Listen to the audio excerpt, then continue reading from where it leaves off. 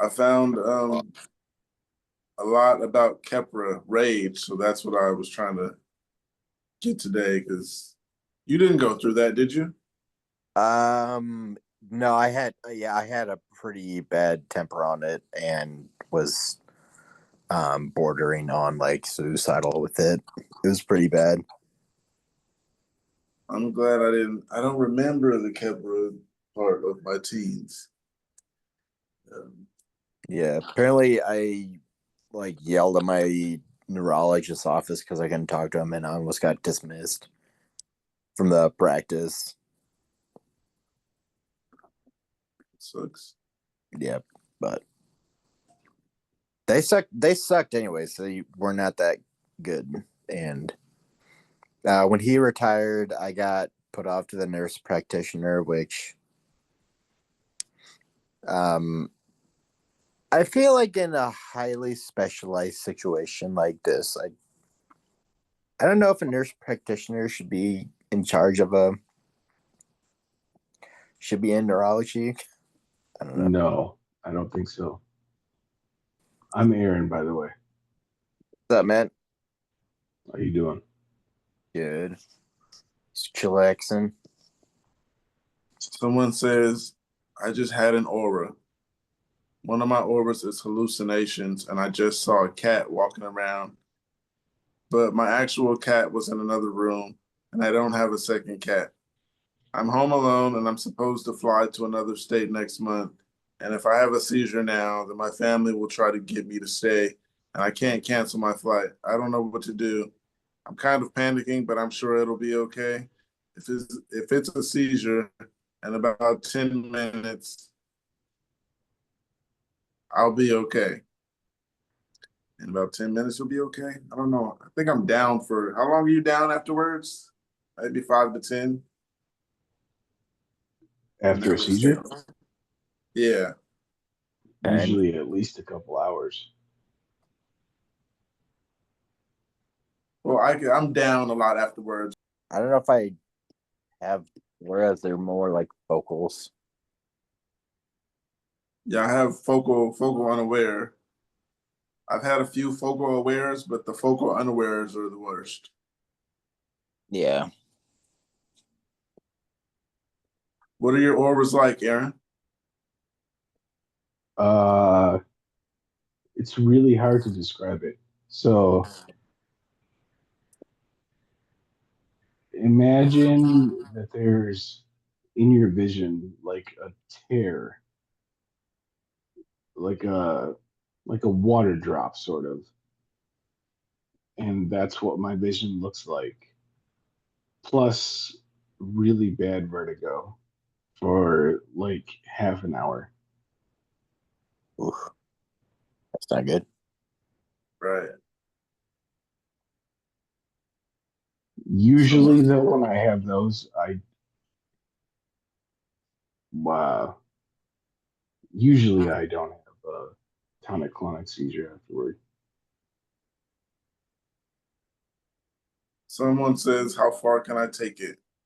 Before I was diagnosed with epilepsy, I used to free dive and scuba dive. I haven't scuba dived since my diagnosis, but recently I was cleared to get my driver's license again.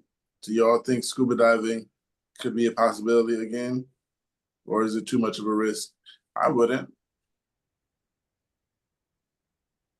I have no idea.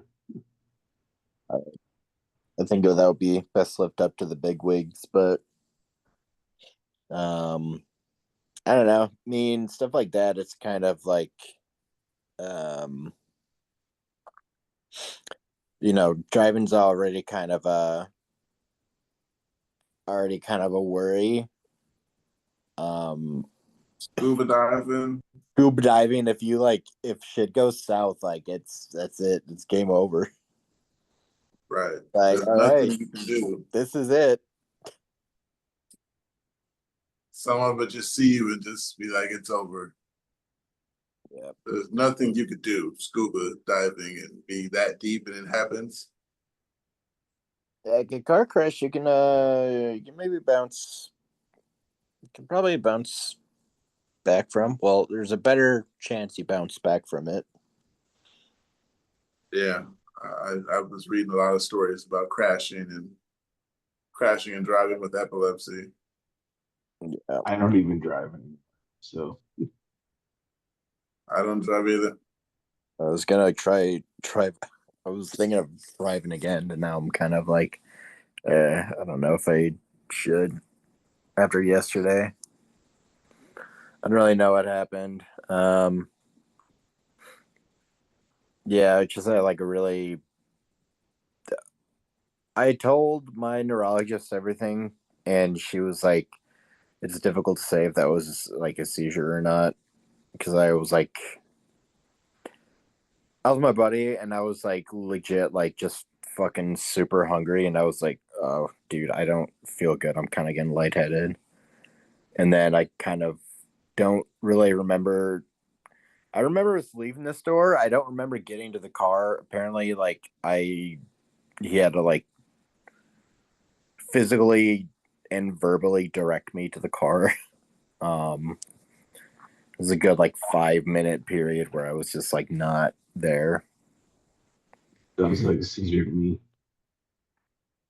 Yeah, but I don't know. Yeah, I don't know. I thought it might have been hypoglycemic too, like because I was just like fucking. I remember being in the store and feeling like I was gonna pass out from not eating. And then when I said the stuff to my neurologist, she was when she said like it's really hard to tell if it was or not. But I also Yeah. found out my A1C was 5.9, so that's really fucking annoying. What's that? Blood It's like sugar. a blood sugar test over. It like tests your blood sugar over what it was for the last 3 months, and I'm just over the range of what's considered pre-diabetic. So gonna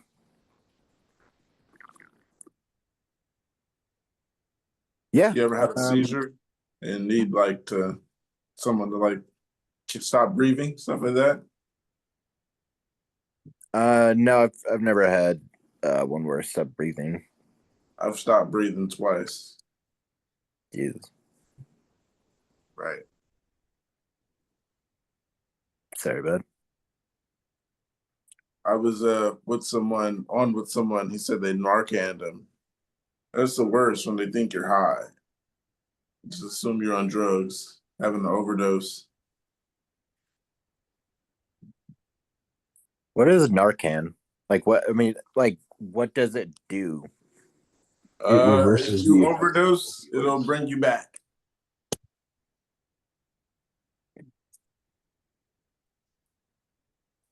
Like someone might OD and they'll be laying there and they Narcan you when the ambulance show up and you're foaming at the mouth. That's what they do. I don't plan to do that, Me either. but learning moment. Learning moment. Right. I had a seizure while driving home from work years ago. The heat was on in my car and I was not wearing a jacket or anything. I went off the road and slid into a snowbank, and the cop that showed up was convinced that I was high on something. Even after the EMTs and my mother showed up and confirmed that I was an epileptic and had a seizure, he was absolutely certain that I had to be high. When he first got there and yanked the door open, pulled me out of the car, and made me stand in the snow in jeans and a t-shirt while he searched my car, all while I was yelling, asking for my jacket, at least because it was in the middle of nowhere in the winter. Cops are fucking morons. Yeah. These they have no. That's like what shit. That kind of it just scares me because it's like they have no de-escalation skills. That's what I was thinking. Like, they might need a little training. They should make a class for that so they know what to do. So people know something about it. People show up and don't know anything about it, and everyone screams and calls the ambulance instead of anyone saying, I know something. Hold his head, turn him over. Teachers don't know this stuff. Teachers call the office first. People are dumb. You guys ever had a seizure on public transit? Nah, No. just self transit. I had a seizure in an ambulance about a month ago. You ever got into it with an ambulance? Arguments or fight? No. I've argued with the ambulance before. Oh, they knew I had a seizure. Someone says dating with temporal lobe epilepsy. Can someone help educate me? I do not have TLE and I am uneducated on it. I matched with a very sweet girl on Hinge a few days ago, and we spent the last 2 nights on the phone chatting for a couple of hours. She told me last night that she has TLE, very minor seizures, and that she needed to get that off her chest. She told me that her seizures are essentially just like her mind going blank for a few seconds, but because she's unable to drive, other than not being able to drive, it doesn't affect her at all. Of course, I told her she's not defined by that, and I would never judge anyone based on medical condition. I said, we all have our baggage, and that I'd hate to miss out on who she really is because I'm scared of her disability. The problem is I'm a bit scared of it. I want to believe I want to believe her when she's mostly normal besides the driving part. But because of how uneducated I am, I'm not able to trust her 100% yet. She and I have a date near her town, which is outside my city. I'm meeting her somewhere 33 miles away, which I feel is uneasy, which I feel uneasy about looking towards the future.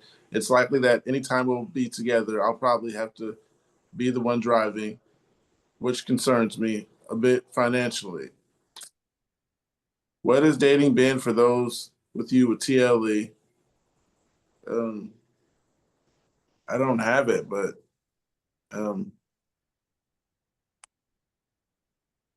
I don't have any suggestions for him. It's a hard That's just a question. choice you got to make. Yeah. It's not that big of a deal. What's up, guys? By the way, I don't know if you can see. I'm in my EEG Yeah, mode. so you got your little new do there. Yeah, I went there 10 o'clock this morning, so I'm all set up now for the next day and a half. But TLE is precisely what I have. So to answer that question for it's not that big of a deal. Um, that's precisely the seizures that young lady gets is exactly what I get in terms of just mind going blank for a little while.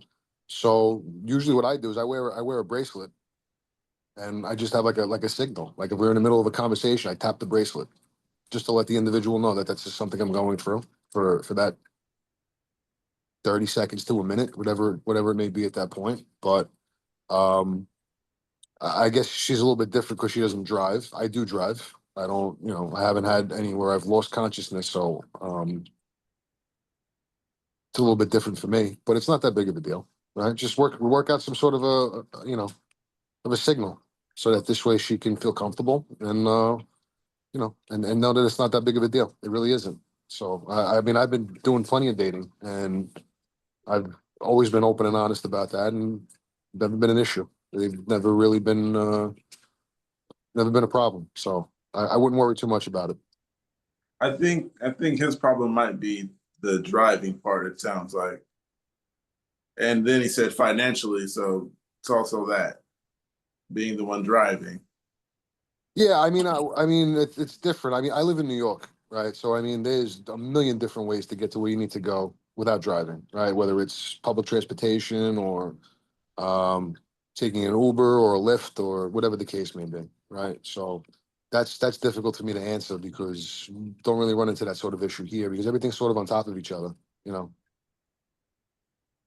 Okay. I mean, 3 miles really, it's really not that big of a deal. Like, Yeah, I've dated with no problems. People say it's no problem. How many miles did he say it was? 33 or something. 33. Where's the individual from? He didn't say. I mean, if you're talking about somewhere in like the Midwest, you're talking about in the countryside, 33 miles is nothing. Yeah, Yeah. it's, Brooklyn. I mean, it's a bit of a time. It's maybe can be depending on where it is, like maybe 30, 45 minutes, but it's not that big of a. I really don't think it's a big of a deal. I don't think so. Yeah. You know, it depends. It depends how he feels about the individual. If he's willing to make the sacrifice, then he'll do it. 33 miles is not a whole lot if you want to spend time with somebody. And if you're not feeling it, then just don't waste don't waste Don't her. waste your time. Yeah, absolutely. Don't waste your time. Don't waste her time. Right. I think it's an interesting point of conversation when you meet somebody, and especially if they're interested, they'll want to know more about what you go through, what it's like. Yeah. You know, so if he's got those sort of reservations and whatnot, then maybe it's not the best move for him. Yeah. Yeah, at this point, he said that they've been talking for 2 days and they're planning a date. So at this point, it's probably going off of looks. It's 2 days. You know, I don't know, man. Sounds like they're ready to get married. Right. 2 days, and he's worried about the first date, I believe. That's just it's a conversation you have to have with her. Found something that says, "What is epilepsy taken from you? My driver's license and my confidence. When can I get it back? I didn't deal with the diagnosis well. Kepler made me a really shit person for a couple months before it shut my kidneys down and almost killed me. Wife couldn't handle it. I have no hope of getting split custody anytime soon." Oh, that sucks. we keep. Uh, It's all about Kepra. right. Everyone has a problem with Kepra. Yeah. I mean, I know I feel like that's like one of the popular ones that is shit on, because I'm sure there's a lot of people who works really well with them, but like, It works well for me. yeah, I've just I know a lot of people have had issues with it. Maybe it's just the popular one to shit on. Maybe it really is the one where few people have success with it, and everyone else kind of has it doesn't do well with. Yeah, I remember early on in the process going through, with the neurologists and whatnot, and the first one they had started me on was Kepra, and during my second opinion meet with a different neurologist from Weill Cornell, I had mentioned I was on Kepra, and he sort of gave like eh. It's like he's like Kepra's very effective. He goes, especially like intravenously, like in the hospital for someone who is like going through a seizure or someone who does have like frequent seizures. He goes, but for a day-to-day medicine, it wasn't something he really recommended. But again, everybody's different when it comes to certain medicines, right? So It hit perfectly for some people, and they have like no issues with it. yeah, no, I have an individual that I'm friendly with, that I play pickleball with. He's an epileptic and he takes Keppra and has not impacted his life at all. He's perfectly fine with it, right? It all comes down to the individual. yeah. So next, do you just tell someone off the bat that you have epilepsy? My name is Natalie. How would it be? She said, do you tell someone right off the bat if you have epilepsy? And what about if you're sleeping with them? I hope it's clear that I have nocturnal epilepsy that's not really very controlled. Definitely not as wild as when I got diagnosed, but not really under as much control as I think it should. be once I go out and socialize with people again. I don't really do much at all beyond accompany my family who knows about my epilepsy to places like veterinarian spots, grocery shopping, and whatnot. I would tell them, but based on the reactions of people I know and live with, I really don't want to. The way every one of them has described my seizures with such a traumatic and intense tone makes me sure that no one new would want to stick around me afterwards. I don't suggest sex on the first day. And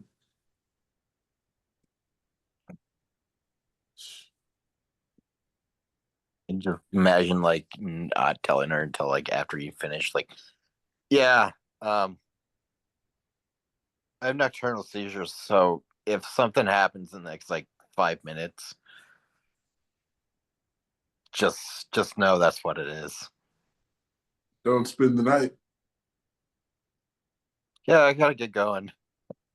Unless Go to there's some a cat, really good go to some reason cat to, I change. wouldn't I wouldn't mention it on a Huh? first date. Yeah. If it's nocturnal, like she says, and only nocturnal, I think I'd say it because it's not happening. We're not asleep. But then again, I never really knew anybody who only had nocturnals. Mine are mostly nocturnal. How's that? I go to sleep, I wake up, I had a seizure. Yeah, I usually wake up in an ambulance or surrounded by paramedics. So do you have one? Like, well, is it like you're waking up to a seizure? Me? Like, is it like, you know, No, I have a slight memory of the very beginning of it. And then I wake up and I have a bloody tongue and a sore back, and the rest of it I don't remember. damn. Okay. So most of them, someone tells you about. If they saw it, yeah. Okay. So But it's like a tonic since chronic in your sleep. exactly, but since I'm sleeping when it happens, I'm always in my bed, so I don't have to worry about falling down, standing up, you know? Right. One of the comments about Natalie dating and on the first night, someone says, I for sure do, and I'll tell you why. Tell her why she should be letting someone know. My seizures are stress induced. Even if it's not stress per se, intense emotions can build up and trigger one. So one day I'm having a steamy hookup with my now ex boyfriend. We tried new things and it was fun, but as we got close to finishing up, I started having a seizure. Imagine if my ex hadn't known. I wouldn't probably I would have probably traumatized some poor guy. I also just want to add that feeling shame around your seizures and how loved feeling shamed around your seizures and how loved ones see them is normal. Hopefully though, if they're like if they're like my loved ones, then they're coming from a place with deep care and emotion. Mm. Some guy says, well, you know, man, if you have a seizure, he's not going to realize, but he'll say, I must have had some real big dick energy. What the fuck? Someone says, has anyone felt guilty about traumatizing people who witness your seizures? My mother is mostly the one affected. Says my mother is the mostly the one that's affected, when she's near me and a weird sound comes unintentionally. I make a sound in the middle of the night while shifting around. She quickly enters a panic. Every seizure I have, the air leaving my lungs. Oh, no, every seizure I have, the air leaving my lungs sounds like a scream. That's what scares her. My father checks on me too, but he doesn't get all panicky like my mother. Uh, feel the guilt. I don't know. I think I have that much support that I don't feel guilty, and I don't think they feel traumatized anymore. At least no one's voiced it. Yeah. I mean, I don't feel like the guilt, but um I recognize like it's gotta suck being on the like other end of it. Yeah.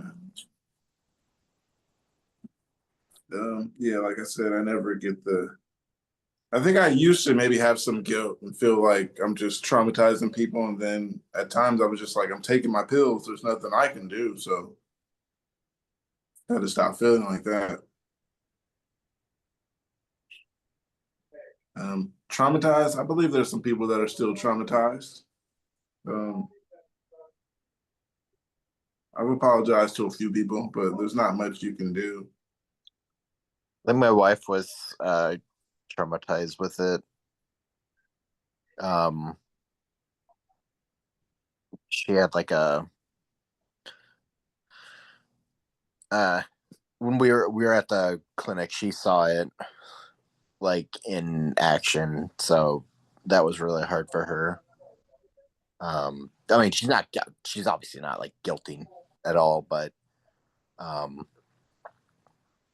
she was like, she was, I cried on the way back home.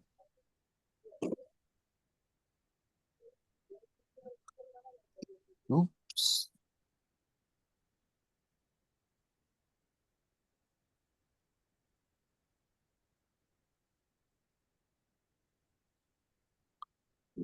Someone says, I'm the partner of an epileptic.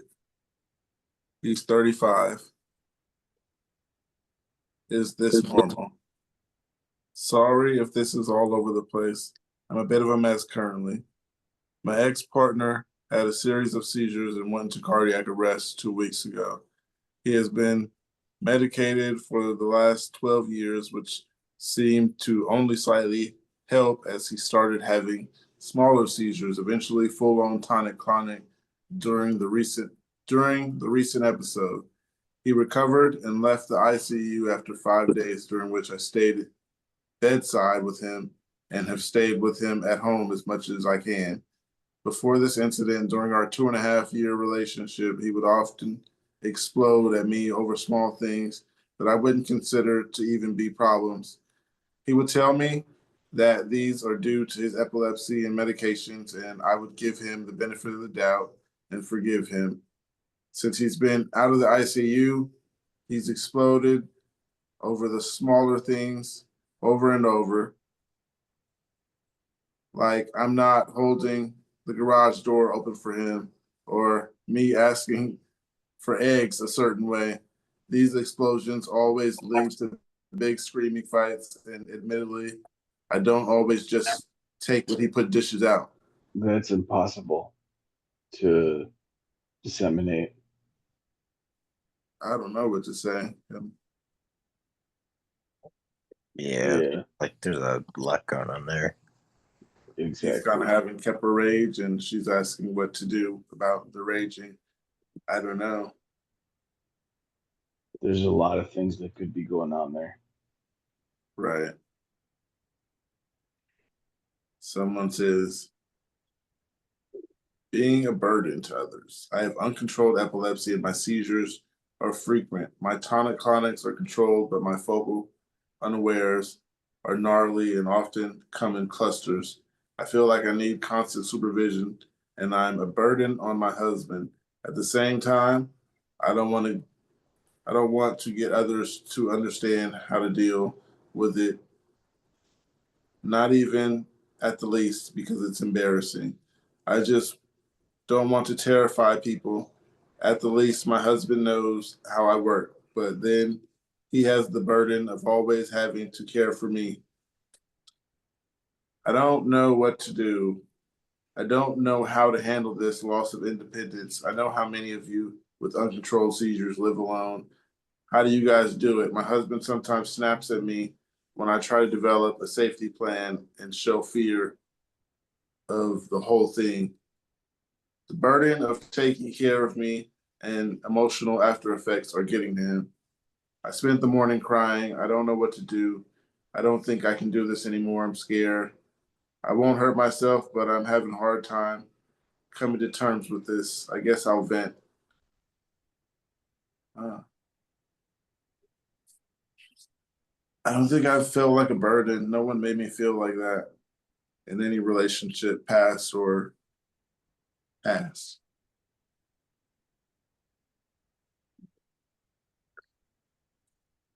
No. Anyone ever made you feel like a burden? No, I've been No.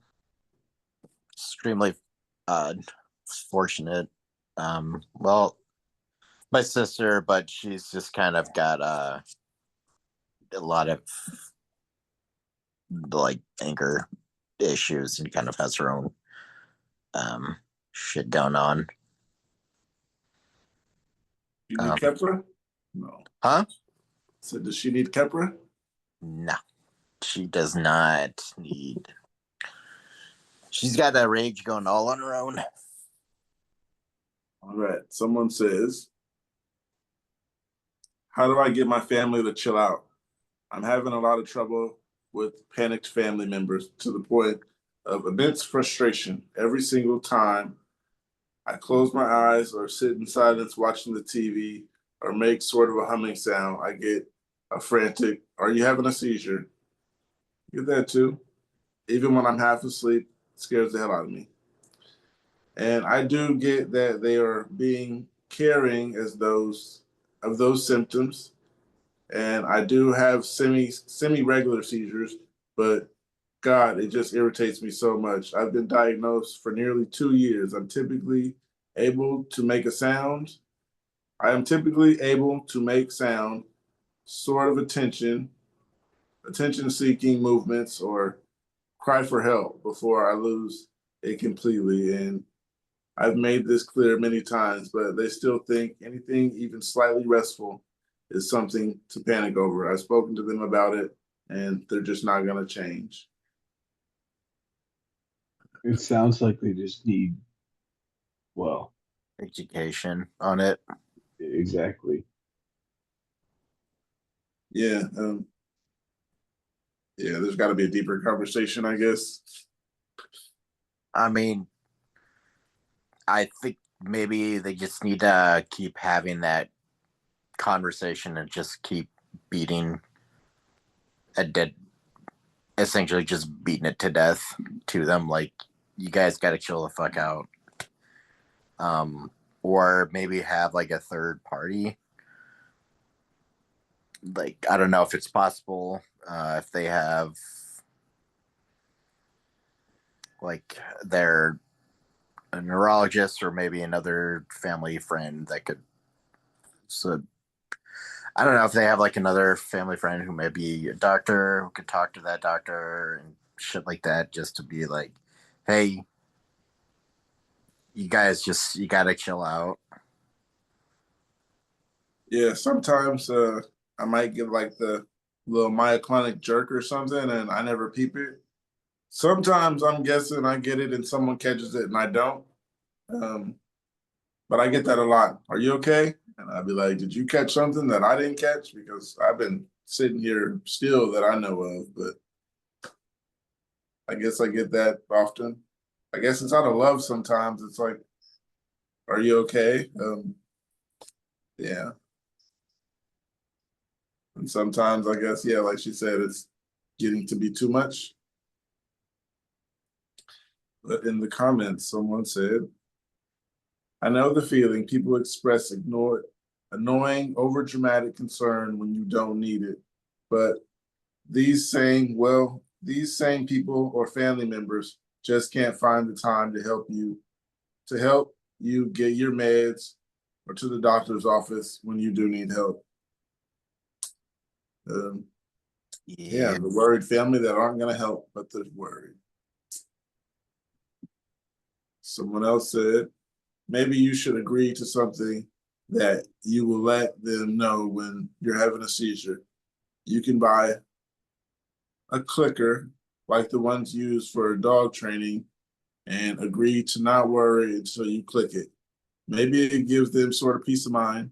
Make it clear that you're still aware when a seizure starts so they know you have the ability to still click when it starts. A clicker. I never thought of that. I mean, I think the family also, I don't know if they, maybe this person can convey to them, like, to the family members, like, if one happens, there is really nothing you can do, and there's nothing that needs to be done. It just keep, yeah, you just got to keep him in like a safe, make sure they don't like fucking fall headfirst into something, or like, you know, keep them on their side. But at the end of it, it's like, things are probably gonna turn out fine. Like, you gotta let it run its course. Like, if it's gonna happen, it's gonna happen. Yeah, like someone else says, it's been almost 20 years. I've come to learn it's just something you got to get used to and stop complaining about. Yeah. Someone else said, I would make sure they feel comfortable in knowing how to look after you. And if they need help or training, then get it for them. That's also good. Someone else said, there's no way it's to the point where I feel like it's not going to get any better. When I try to reassure them it's getting better, they just convince me that it's never going to get better for them.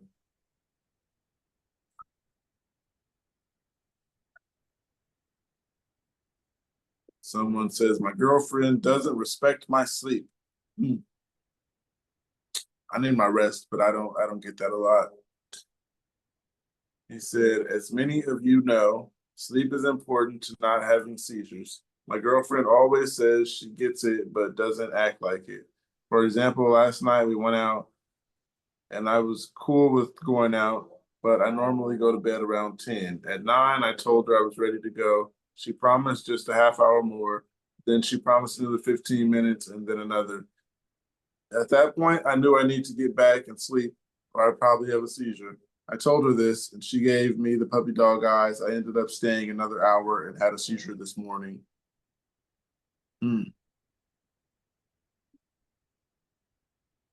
Relationship advice for seizures, I don't know. Well, you gotta make them make the house calls. Right. I don't know what to say about relationships. I mean, when I was like first getting them under control, like,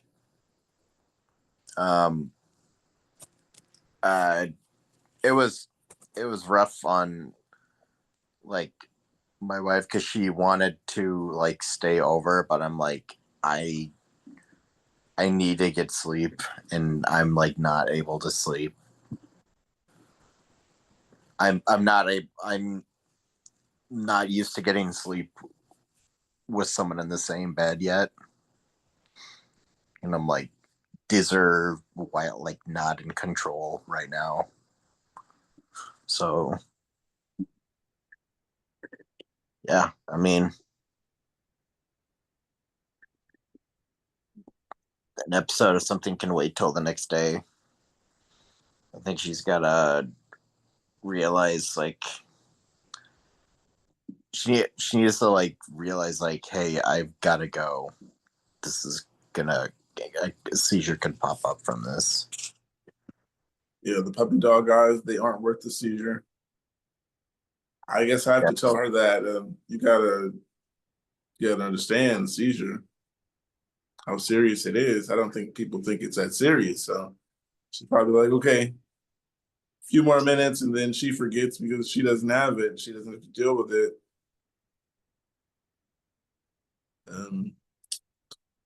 Someone says my ex-wife was the same way. Stay out late, have a seizure.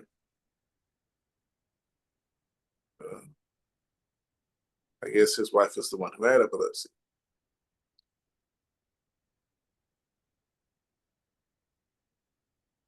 Someone said, I lost sleep just reading this. You hide your struggles from your loved ones. I've noticed that I got used to hiding how I felt or what my side effects are. I'm suffering from my parents and sisters. The way I see it is that it might hurt them a lot more knowing that I'm suffering and that they can't do anything about it.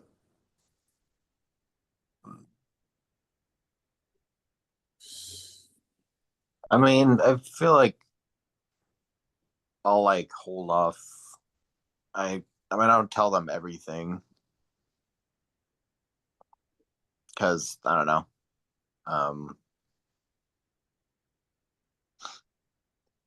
Yeah,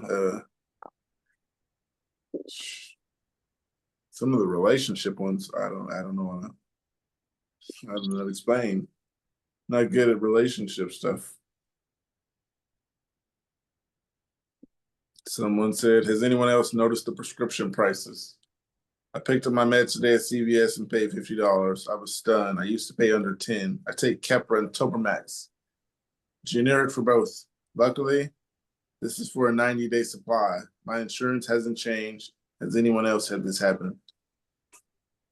I had my I don't know if it was a I don't know if it was a 90-day supply because I'm taking more per dosage now, but I had to pay like $30 for the oxcarbazepine, and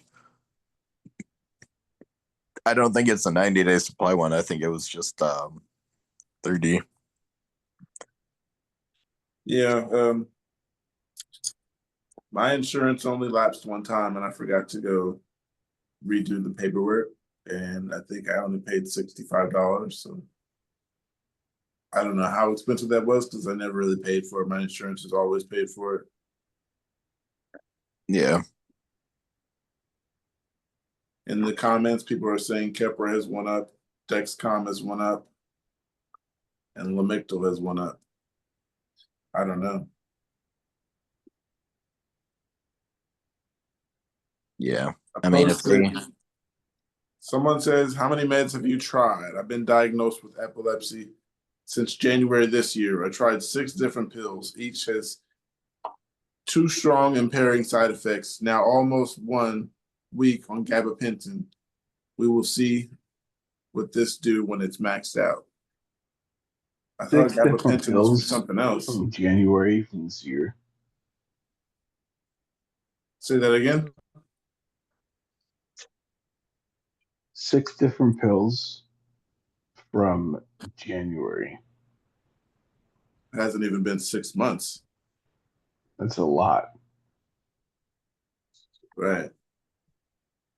start with Keppra, then lamotrigine, then oxcarbazepine. Or no, then Briviact, then oxcarbazepine, then I can't remember the name of the other one. Started with an M, I think, and it caused kidney stones.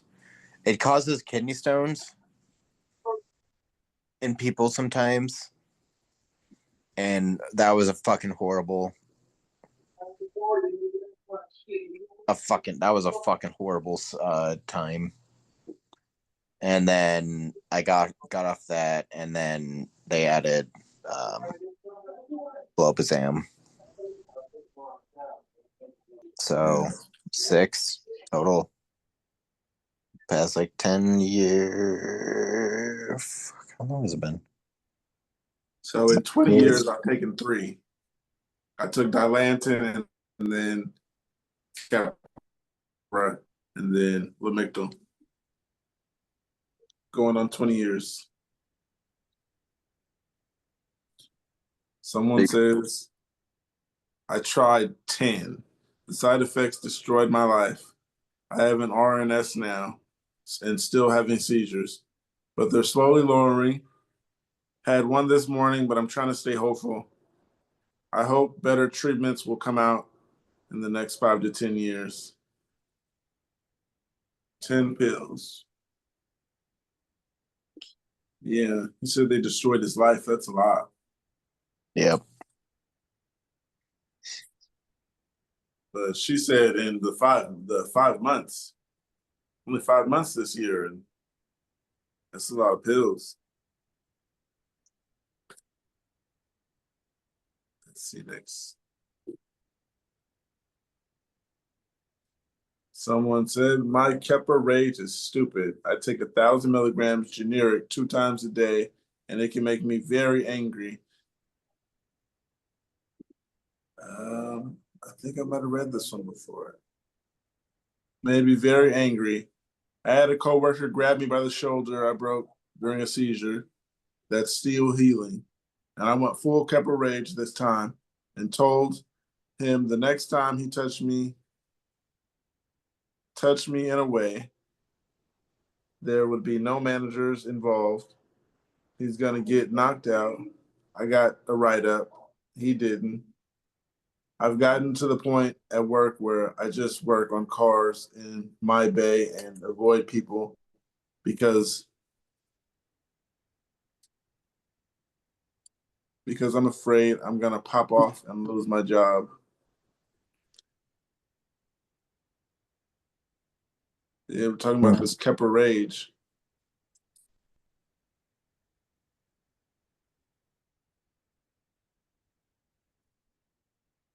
Someone says I hate Keppra. Not on it anymore, but I hate it. It did me the worst. I don't suggest it to anyone. Apparently, everyone hates Keppra. Yeah, there's so much posted about it. I find like the the discussions about medicine are very subjective, right? So Yeah. everybody has their own take. You hear from people. I mean, even medicine in general, right? Some people can deal with certain things, and some people can't.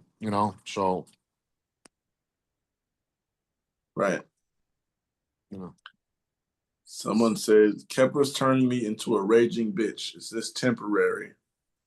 I started Keppra 1.5 weeks ago, and I'm experiencing some symptom relief, but I'm also unfortunately experiencing the following side effects very strongly: aggressive or angry, change in personality, crying, delusions of persecution, mistrust, suspiciousness, or combativeness, quick to react or overreact emotionally, rapidly changing mood or mental changes, outbursts of anger. This is causing real problems with my family and friends already. I am flying off the handle at the smallest things, and I'm close to temporarily cutting off my beloved sister. My family is extremely supportive of me despite being the victims of my behavior. They want me to continue giving the medication a try because they see the immense relief it's giving me. I have an appointment with a psychiatrist and neurologist to discuss my medications, but I wanted to informally poll people who have experienced this with Keppra or anticonvulsants. Yeah, these are all kind of, if you take this.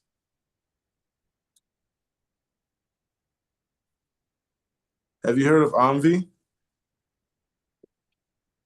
I don't. I I feel like I have, but I can't remember. Apparently, there's Oh, what the fuck is here already? Okay. Apparently, it's on the very heavy, like it's on the very like expensive end because there's no generic. But this is just what I remember when I was in the hospital and the neurologist prescribed something in addition to the lamotrigine. But he was saying like Briviact has a lot of the same like chemical like makeup as Keppra, but it doesn't have the um like some of the negative drawbacks people have with it. But then again, Briviact is also like a name brand one that there's no generic for, so it's on the pricier side. All right. Someone said, "What do you guys use to help with sleep?" Like most of us, lack of sleep is a big trigger for my seizures. I've never had one after a full night's sleep. I told my neurologist, and he said he's not familiar with sleeping meds, so he's not sending me any prescriptions for sleeping meds. Yeah, I know my neurologist is awful. So Friday, I have that appointment, and I want to know what to expect. So when it's 2 a.m. and you still can't fall asleep, what kind of medication do you use to help you get to sleep and stay asleep? I don't really even care Trazodone. about being groggy the next day. I just want something to fall asleep. Trazodone. Hello, Trazodone? everyone. Nice What to meet up? you. I turned my camera off because I look like a mess today. I hope that's okay with y'all. Don't feel Um, better. Look what I got on. Oh, I have had multiple EEGs. They're so much fun. Um, I'm getting my results on Monday for my most recent one, so we'll Good. see how that went. Wish you the best. Oh, thanks. I can't remember the names of half my meds because I'm taking a small pharmacy, but I'm uh the most recent here, I'll try to find it. My most recent um med for sleep is I'm taking a giant pill's worth at this point, and I just started an increased dose, and it's giving me the wackiest dreams. I I can't fucking tell you guys. I wrote my doctor to ask if it was normal, and he just wrote back today and was like, "Oh yeah, totally normal, whatever." Like I shouldn't even be worried. And I was like, "Dude, I how am I supposed to deal with this? Like I'm gonna lose my mind. I am losing my mind. I feel like I am. Like I guess I'm sleeping, but it feels like I'm going insane."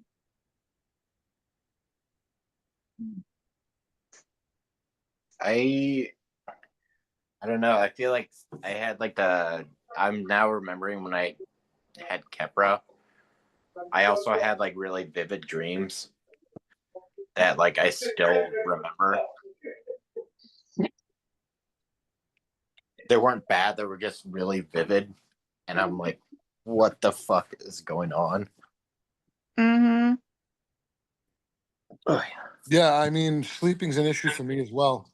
um, I take lamotrigine for the new people who are here and haven't met. So, Me too. I'm gonna be back in a few. I got a call coming in.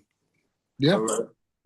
So I had reached out to my epilepsy doctor in reference to that. Said, are there any sort of medicines that you know we can supplement to help with sleep? She's very much against a lot of them. Um, so what I do, and this may sound nuts to a few people, but I actually smoke weed at night. I don't smoke a whole joint, but I'll go in the yard and I'll take a couple of hits and it'll relax me and I'll sink into my couch.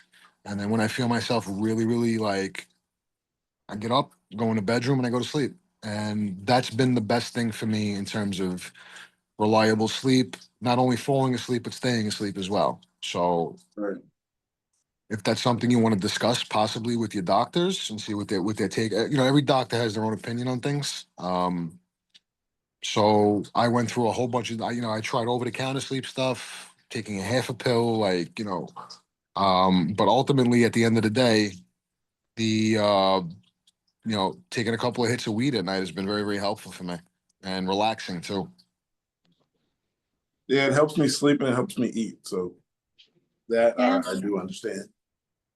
Respect, I won't go on my rant, but I had alcoholic parents, and so I've got a whole diatribe about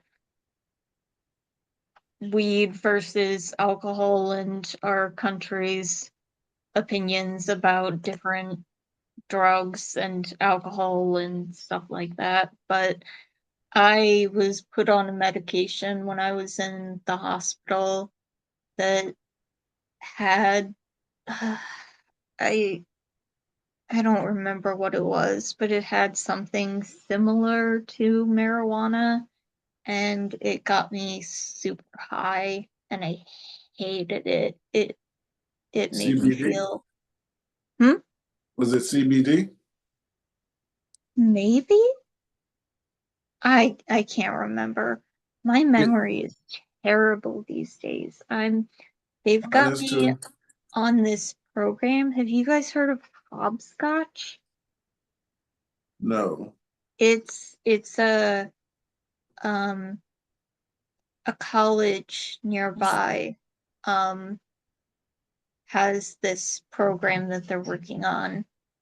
Um God, which college is it? I don't know, but they're um some students are working on a program um to it's one of those things where it's like they're helping a bunch of people, but they're also probably doing a paper or something. But they're they've got me working with them to work on my memory. Because yeah, they're working with people with epilepsy who have memory problems. Because my memory is shot these days. You know what I try? Mine too. Your name's Reese, by the way. I don't. I just want to make sure. Like, I don't want to call you like. Where are you from, Reese? By the way. I all over the place. I'm technically from California, but I'm in Boston these days, and I've been Okay. here for like a decade. You know what's help because similar to you, I'm not. I'm not. I'm kind of in the middle. I don't know if it's the epilepsy itself that's causing my short-term memory issues, or if it's the medicine. Um, The medicine. So I kind of agree Medicine. with you on that, Pookie, because I was on a relatively high dose of lamotrigine, and I was completely in a fog all day long. It was very, very difficult for me to remember a lot of things, a lot of short-term stuff. So we've kind of backed off of it a little bit, and that seemed to help. But one of the things that I do, and if you want to try it, it's actually kind of fun. Is I downloaded this app called Impulse, and I do it daily, and it's basically different puzzles and different sort of activities that are meant to help stimulate your mind and your memory. And it's fun. It's only about 5 minutes a day. It's like three different games. You could play more if you wanted to. Um, the annual cost was like I don't know, like $70 for the year, whatever it is you pay it up front, and I like it. I mean, it seems to keep me as sharp as possibly can be, considering what we go through on a day-to-day basis with the affliction and also with medicine. So I mean, I would recommend it if anybody wants to try it. I think those level of activities or puzzles and whatnot sort of try to keep you a little bit sharp. So Yeah, I mean, I'm willing to try it. I do all the New York Times daily puzzles. I'm into that shit. So I'm willing to give it a try. Yeah, I'm gonna start with the B12 supplements. Someone told me that they're really cheap, bottle of vitamins, and take those. He said it helps them, but his is also genetic, so I'm gonna still try it, figure it out. I've heard a few people say good things about it. The medicines do absolutely reduce some of the different levels of vitamins that you have in your blood. I had blood recently too, and you know, I'm usually I'm a pretty active individual. I go to the gym, I walk every day, and my diet's pretty clean. You know, I indulge a little bit like everybody else does, but my folate was low recently, and so was my B12 was within the acceptable range, but on the lower end of it, as well as my vitamin D. So, um, those are some supplements that I try to take on a day-to-day basis. Before I go to bed at night, I take like a ZMA supplement, which has magnesium, it's got zinc, and it has a little bit of B12, B6 in it. But it seems like I may need to either supplement a little bit better with my diet in terms of those vitamins, or maybe just some, like Pookie said, maybe a cheap supplement. You know what I mean, to get them. But these medicines definitely do have an impact on our bodily chemistry, right? So, Definitely. so like I said, I try my best to try to supplement and do as best as I possibly can to help sort of pick up where that leaves off. Yeah, I understand. Um, just looking at something that says, do you think the medication affects our emotions? Person says, ever since I was a kid, I've been emotional, watching movies, TV shows, just heartwarming clips. Something about movies and emotions, but also just thinking back on my life and remembering good times or anything that makes me thinking about where I am and who I am and where I was to where I am. I don't even know. I'm effing losing my mind, or these are relatable to other. Are they the meds that makes me really emotional? Hmm. Hmm. I I mean, I couldn't say I've always been that way. I have an ongoing joke with my wife that I am a robot and don't have emotions, and it's an ongoing joke because I'm actually the most emotional person in the whole world. I'm just a bottle of emotions. I cry at everything, so I wouldn't be able to tell you. I'm starting from a place I I couldn't get more emotional. Yeah, I get that sometimes where they say just like I'm not emotional towards things. I have emotions. I thought sometimes I feel like I'm emotional towards certain things, but some people are like, oh no, you don't show emotion towards a situation. And sometimes it's just like I'm listening, I hear what you're saying, I'm just not, I guess, reacting how you would want in that moment. So Yeah, I mean, some of us, the way that we um, handle different situations, it's just sort of inherent the way we are emotionally, right? But I do definitely think, because a lot of these medicines we take, they're also utilized off label for different sort of, mental issues. Like I know lamotrigine is used as a mood stabilizer, right?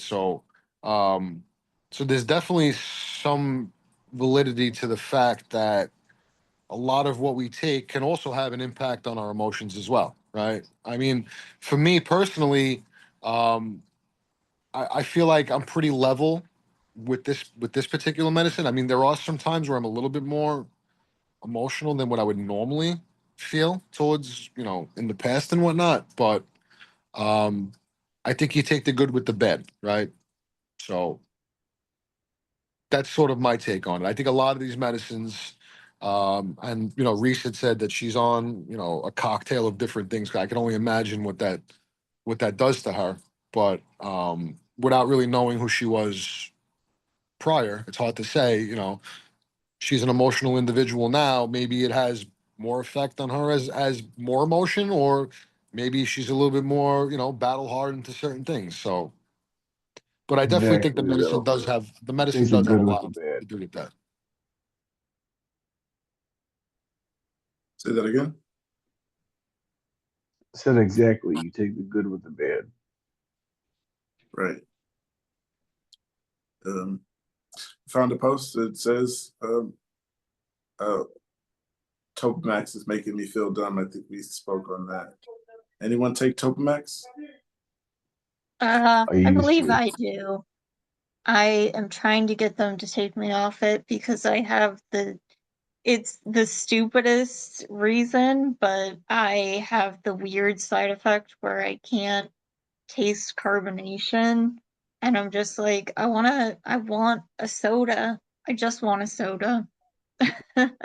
I also have the struggles of losing words and stuff, and that drives me crazy. And I should be more focused on that.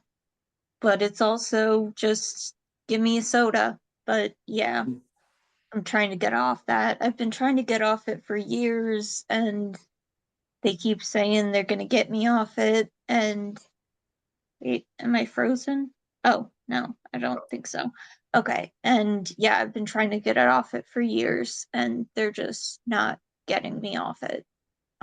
So Here's one thing that I'll say to the group, right? And look, we all have our own different personalities. We all operate in a different way.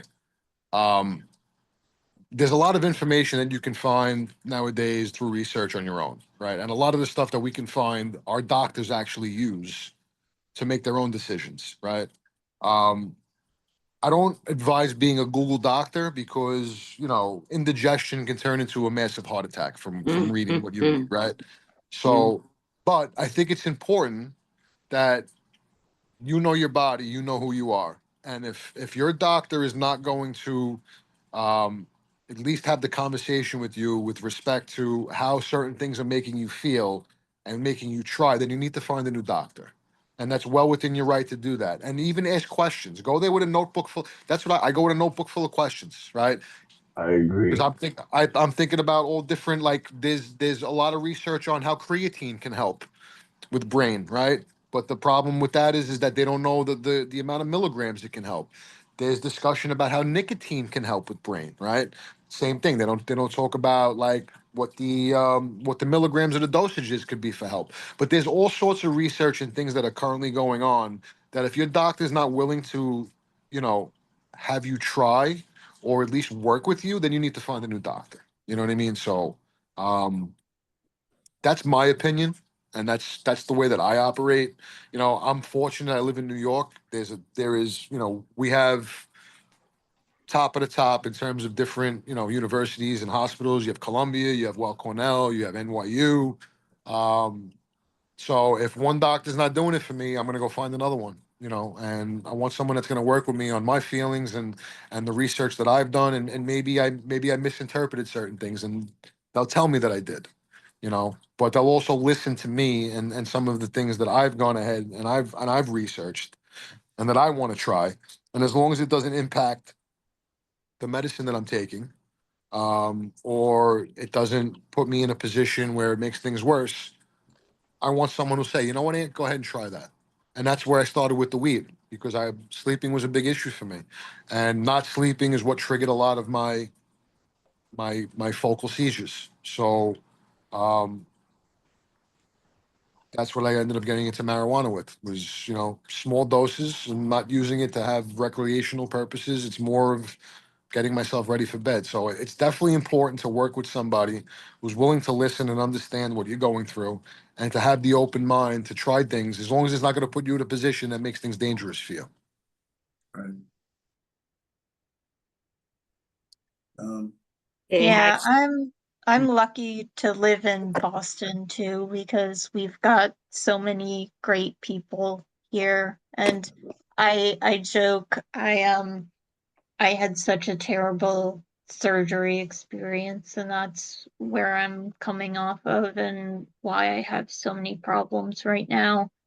And I I had it was supposed to be one surgery and turned into like three, I think, because of some of the problems.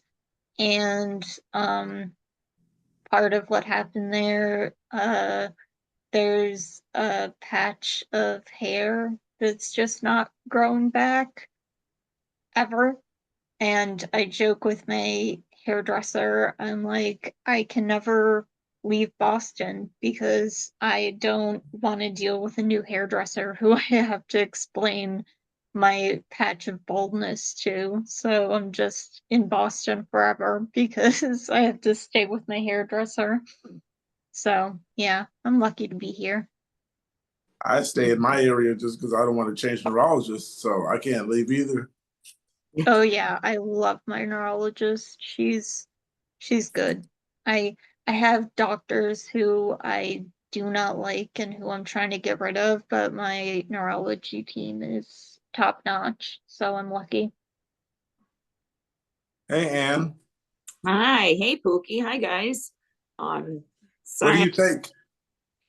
I took Topamax. Sorry about I took Topamax for about 6 months, and um,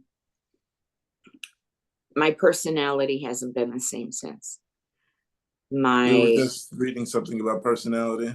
Yeah, it really messed me up, and 5 years of cognitive behavioral therapy and some psychotherapy, and I still see my distant self. It's just not there. And it just, I know I can't take it. It was great for nerve pain, not gonna lie, but I know why they call it Dopamax. I was not myself. And I went through a bit of a traumatizing crises at that time, and I was still titrating up on the medication. And when I moved, because I had to move, the doctors where I am now, I call them Dr. Do Nothings and Dr. Dumbfucks. Um, they, of the 5 medications that I was on for my epilepsy, they only gave me 2 of them back, and it was the Vimpat and the topiramate. And instead of putting me back on the topiramate at the dose I was at, which of course I informed them, they put me on the full dose. And I promptly stopped taking it. I think it lasted maybe a week. And I said, no, I'm done with this stuff. Now that I know that this is what's causing those problems, I stopped taking it. I'm like, I can't take that. But, that's on the list of the drugs I can't take. It's like that. And, gabapentin is a problem for me, and Keppra. And it isn't just the Keppra rage. I guess they gave me something in an IV and put me immediately into cardiac arrest. So it's like, yeah, don't do that again. And that was like a decade ago. I get to this wonderful place called Rochester, New York, have it tattooed on my arm, and they put it right into the IV that they stuck right into the tattoo. Oh my God. And then it's like, I woke up, I think it was like 4 days later, and they're like, well, we didn't believe you. Why would it be in my medical records, and why would I tattoo it on my arm if I can't take that drug? And this is the kind of stuff I'm getting. They changed, they took and changed my established diagnosis and said, no, you have psychogenic non-epileptic. And they took all my medication. And there we are. Within a couple hours, I was in their ER in status epilepticus. So it's like, okay, So I rely on cannabis in several forms. Hi, who we got? Eamon? Yep. Yeah. So, Hey, you said it right. hey, are you Irish? Yep. Ah, me From too. A Killily. You got a Killily. around. But yeah, and like you guys are saying, it's different for everyone. I know I see a lot of times, people are coming in to the other epilepsy groups, and I'm still there. I'm not getting ditched too much. And they're like, oh, hey, how do I use weed? My doctor told me not to use weed and blah. I've been part of that advocacy and activism since it started. And I don't know if you guys have ever heard of Realm of Caring, and how they're connected with cannabis, you know, Charlotte's Web, that little girl, Charlotte. I've known her mom since 2008. So, you know, going through all that, it's like, okay, I know a little bit about how to use the stuff, you know. So people are always asking, because once you run out of the medications to try, you got to do something, you know. Yeah. And that's terrible to hear about the cardiac arrest. Yeah. Interestingly enough, that's how I was diagnosed as an epileptic. I went into cardiac arrest. Um, You know. yeah, I was, I was relatively healthy guy. I'm 44. This happened about 4 years ago. Came back from the gym after a workout and did not wake up until 5 days later. Had no idea what happened to me. Um, they just pretty much assumed that I had a dangerous heart arrhythmia. They implanted a cardiac defibrillator in me. Mm. That's what I assumed was the issue, and went along that treatment path. And then about 5 months later, I was driving and I had another seizure and crashed my car. Oh man. And then at that point was when the bells went off in terms of trying to figure out what the next step was. And then they diagnosed me as a temporal lobe epileptic. They found it on an EEG, and that's what I've been dealing with ever since. I've been very fortunate where my seizures have been localized to um, forgetting words when I do have them and not understanding what people are trying to talk about. I have not had any more seizures where I've gone into, full convulsions and whatnot, knock wood. Mm-hmm. But even at that, it's still a challenge, right? Trying to, Mm-hmm. in the middle of discussing with somebody, having a conversation and just sort of just zoning out and losing the ability to communicate. So, um, Yeah, so or they yeah, I say, mean, "Hey, you okay?" You know, hearing yeah, somebody say, "Hey, you okay?" and be like, yeah, "Oh man, what happened? What did you see?" right, That's the right. first thing I'm like, "Oh, what did you see?" Yeah, no, I get it. I get it. So, I mean, it's definitely a scary thing. Especially, cardiac arrest is, Oh yeah, I Can't imagine. we had to count. We had to go through all my records because this has turned into a legal issue. Um, and I thought I had gone in, had been intubated maybe, I don't know, maybe a dozen times. I'm 64. My first seizure was in 1968. My diagnosis wasn't until 2007.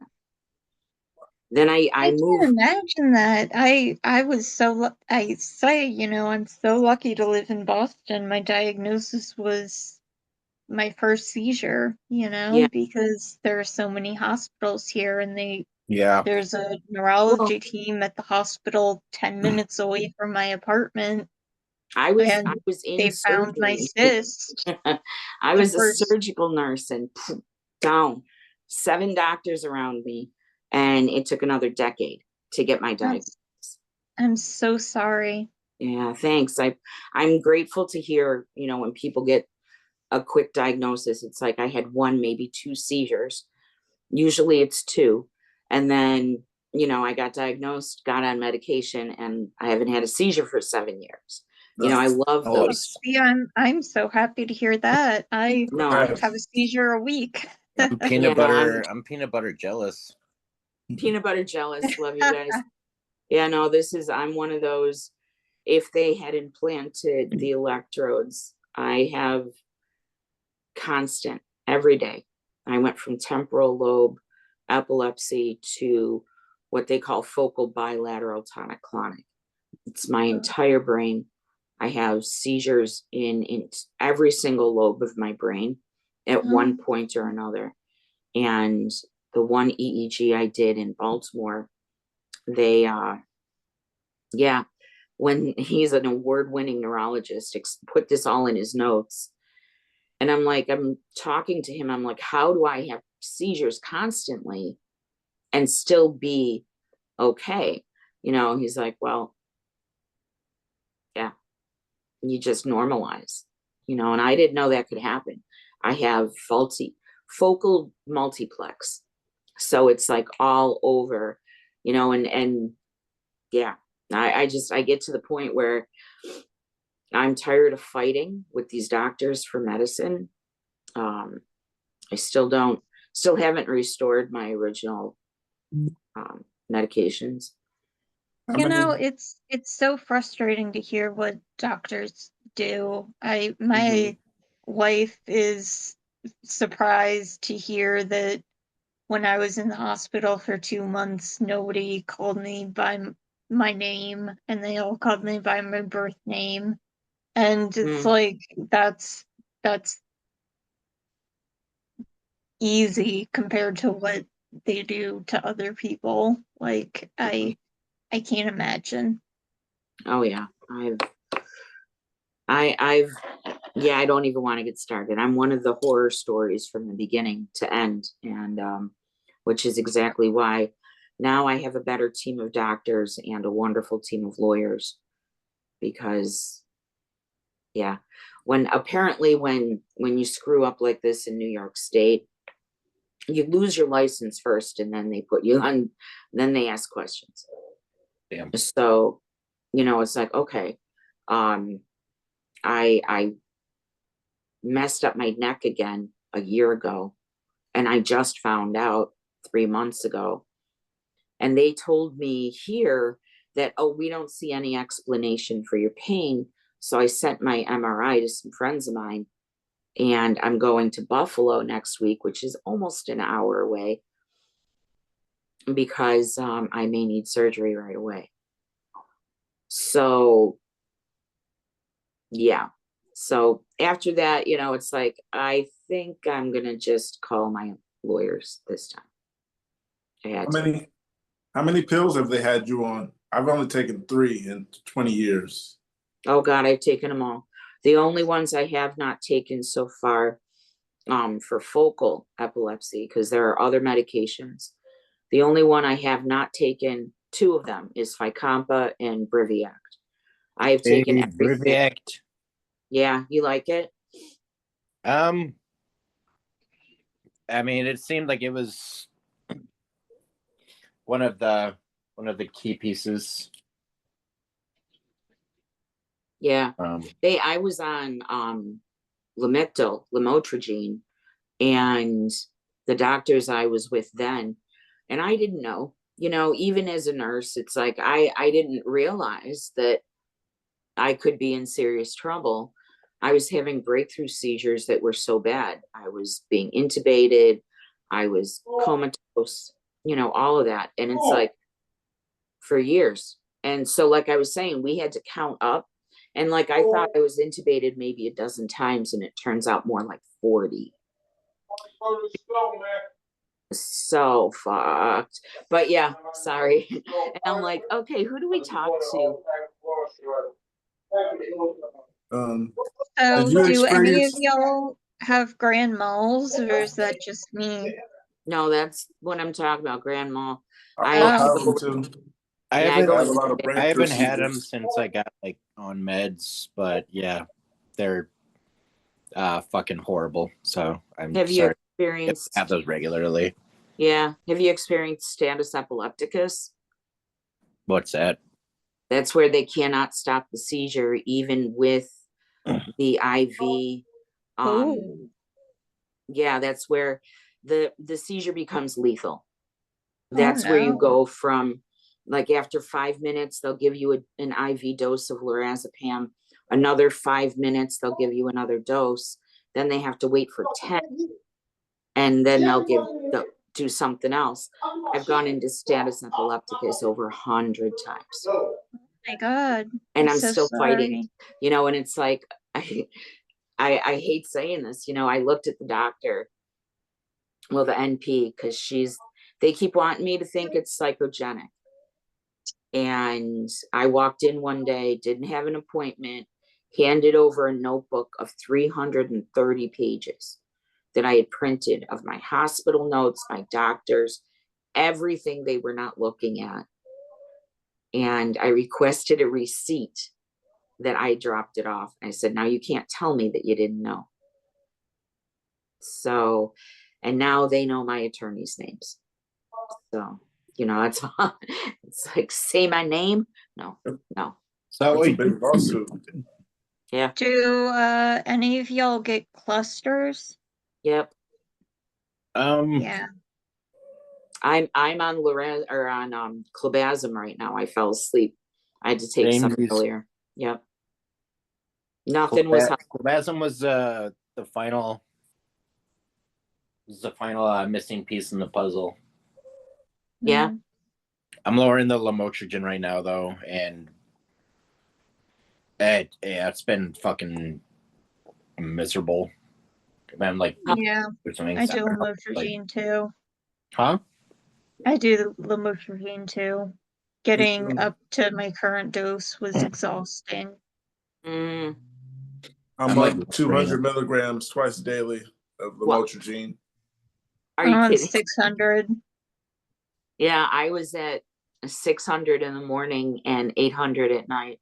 Jesus. Oh my God. When I realized I was talking to a friend who's a PharmD, he's pharmacology, doctorate of pharmacology, and he can create the drugs, and we were just chatting with a group of friends, and I'm like, dude, I can't take this anymore, the medication, and it's not, something is wrong. I'm still having these seizures. I was being overdosed on lamotrigine. Good reason to leave a doctor. Constant breakthrough seizures, 3-4 a year. Mm-hmm. And I'm talking those catastrophic ones. And yeah, I don't need my kids seeing me on a respirator again. So, but and this was from a fall a year ago that I kept telling them something's wrong with my neck, and then I demanded an MRI. They said I couldn't until I called New York State Department of Health, who told them that they had to. And we found out that I didn't fracture anything, yay, but I ruptured discs above and below an existing fusion that I had done in 2018. And my vertebrae, well, the whole fusion is falling out of my spine. The whole thing moved. And the doctors here are like, we don't see an explanation for your pain. The doctors in Buffalo, they're booked out 4 months. And we talked to them yesterday, and I'll see them Thursday. I figure like a state like New York, you should be able to get like care like immediately. I don't know. Oh yeah, you can, but not in Rochester. If you're in Monroe County and you're working with Rochester Regional Health or University of Rochester, you have to have top-notch insurance to get anything. So they've already done I'm suing both of those organizations right now. And sad to say, they know I'm going to win. So, show me the money. At this point, show me the money. Treat me like a queen. And maybe I'll stop. Maybe. Right. No.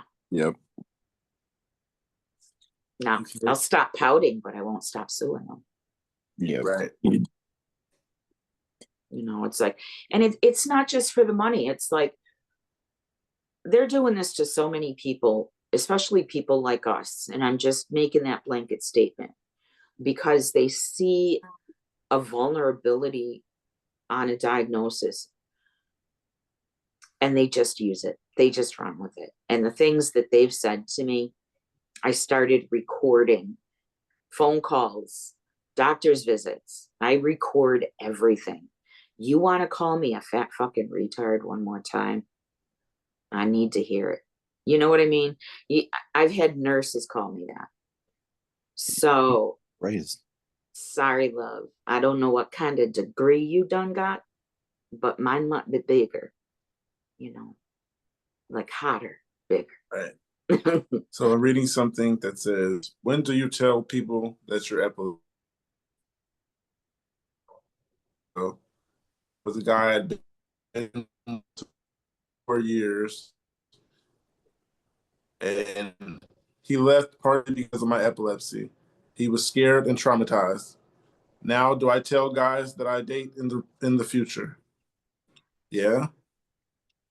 You don't want to have a seizure. You gotta give him a heads up. We gotta know.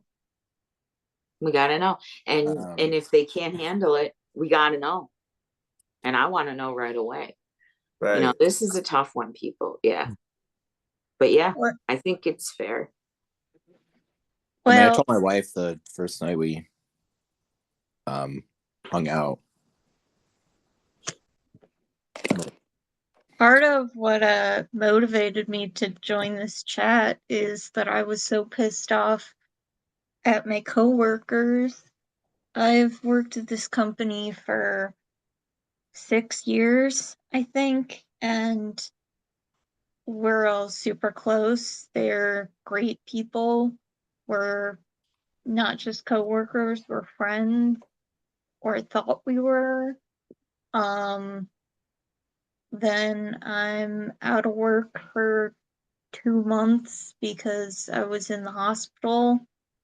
And I get back and I don't even know if they know, but they're uncomfortable with me because I had brain surgery Yep. and they're treating me like shit. Like several of them went to my boss because of small things, like I missed an email and forgot to respond to it, like little things like that. And my boss, I work in we send out um emails for public media to get donations, Okay. and he pulled me off the emails that go out on a regular basis. For one And time. Yeah. and now I'm just doing projects that don't matter. Right now I'm working on an editorial style guide, like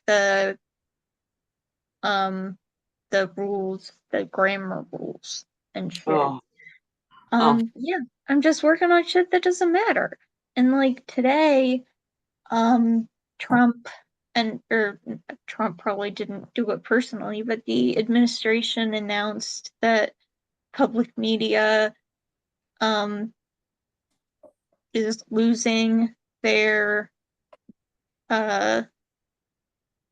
money from the government. So everyone's losing their mind at work about how this is going to affect, Oh our yeah. stations that we work for, and how we should put this into our emails so that we can get more donations because our stations are gonna get a major hit to their money. Yeah. And I'm not, no one asks me to help. They don't want me to help write the emails. They don't want me to help copy edit the emails. They don't want me to help do jack shit. And we have blogs on our website that they're updating. They don't want me to help with those. They don't ask me to do anything. They have a million things to do and they want to do it as quickly as possible. And I wrote multiple emails reminding people that I'm here. Mhm. I am working part-time because of my health problems after this surgery, but I wrote these emails telling people that I have the whole day and I don't have anywhere to go and I'm available. And no one wrote to me. No one asked me to do anything. No one wants me to help. There's a million things to do and nobody wants me. They're just acting like I'm not here because they think that I can't help. Fuck them. Yeah. Let them. I was just reading something that said, let's see what this. Oh, it says friends. Since getting diagnosed, anybody else lose a lot of friends or just stop getting contacted as much, even if your seizures are controlled now and everybody knows it?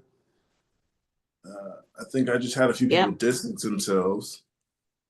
Maybe not be friends. Maybe just like time to time get in contact. Kind of I've the same been thing. I've been pretty lucky. I have like a really good support, like good close like friend support system. But some people like from college, I haven't texted in a while, so I guess it's kind of a two-way street. Wouldn't mind like catching up with them. For a while, I was like, why are they? I haven't heard anything from them, but then I was like, yeah, I haven't texted them either, so maybe I should say, hey, what's up, every now and then. Yeah, I try to do that every now and then. But I know when I stopped driving, a lot of things changed. I had friends that I didn't realize it until I couldn't drive anymore, that I was going to them and they weren't coming to me, and that changed. Sorry, I'm walking around taking the dog out. But yeah, I lost a lot of friends, it happens. People are scared. I hate saying this, but it's terrifying to watch somebody have a seizure. And I get it. But that's where you find your vibe attracts your tribe. And I'll tell people that I'm getting to know when I'm ready to, and it's usually, and I'm not talking dating, I'm talking even just friends. yeah, I usually Yeah. tell them as soon as possible, like within knowing that we're going to become friends. It's like, just so you know, I can become a horror show, and I have epilepsy. So here's the playbook, and you can jump in on act 3, scene 2, and when you see me doing this. So, I try to let people know, but if they go running, they weren't for me. They weren't there for me. I need people around me who are there for me and with me. And that was the hardest thing for me to learn in my life. Yeah, it's lonely. It's yeah, fucking lonely up here. Okay. We're warriors. I know people can't do this, but I would not want to watch it. Okay. So, seeing it from both sides of the mirror, it's like, yeah, I get that. I get it. But the ones that I'm just going to say it, your vibe attracts your tribe. And if they can't do it, yeah. But things at work, man, that sucks because I know what you mean. I lost a job with the state for that very same reason. They're like, oh, all of a sudden I couldn't do anything. And it's like, well, that was their decision, not mine. That was their assumption, not mine. And, I'm not responsible, but yeah, I'm going to suffer the consequences. But I had to keep remembering that was an opinion that they formed. They never gave me the chance to show them that I was fine. It's just so frustrating because I have a coworker who's a piece of shit, like he's always forgetting stuff, he's always missing stuff, he doesn't know up from down, and it's like you're acting like I can't do anything, meanwhile he actually can't do anything. Right. But because Ugh. you have a diagnosis, they got something to lean on. Just Mhm. saying, from experience, just saying. Yeah. I'm not. Yeah, I haven't exactly lost a job because of epilepsy. I think I was pulled more towards work, maybe because of my position. Like I've had a seizure and they've been like, "You want to stay?" And I was like, "I just had a seizure at the cash register." But I've seen people leave for dislocated finger and seizure. They don't take it as of a big deal. You had a Right. seizure, all right, it's over with. You all right? Go about your day. Yeah. Yeah, like I said, I've had the seizures at work at 4 different jobs, and I always left because Had too many seizures on the job. Yeah. Never sent home for them though. Like they let you go because you had too many, or it was just like No, you it was like my decision. It was just like I'm having too many. Oh, they And considered me a risk. They literally, I still have that letter from New York State. They considered me a risk. And that was oh, okay. before some of the laws that we have now. So, you know, we're taught, yeah. No, I was considered a risk to myself and others. So I was terminated, lost pension. I lost everything. I ugh.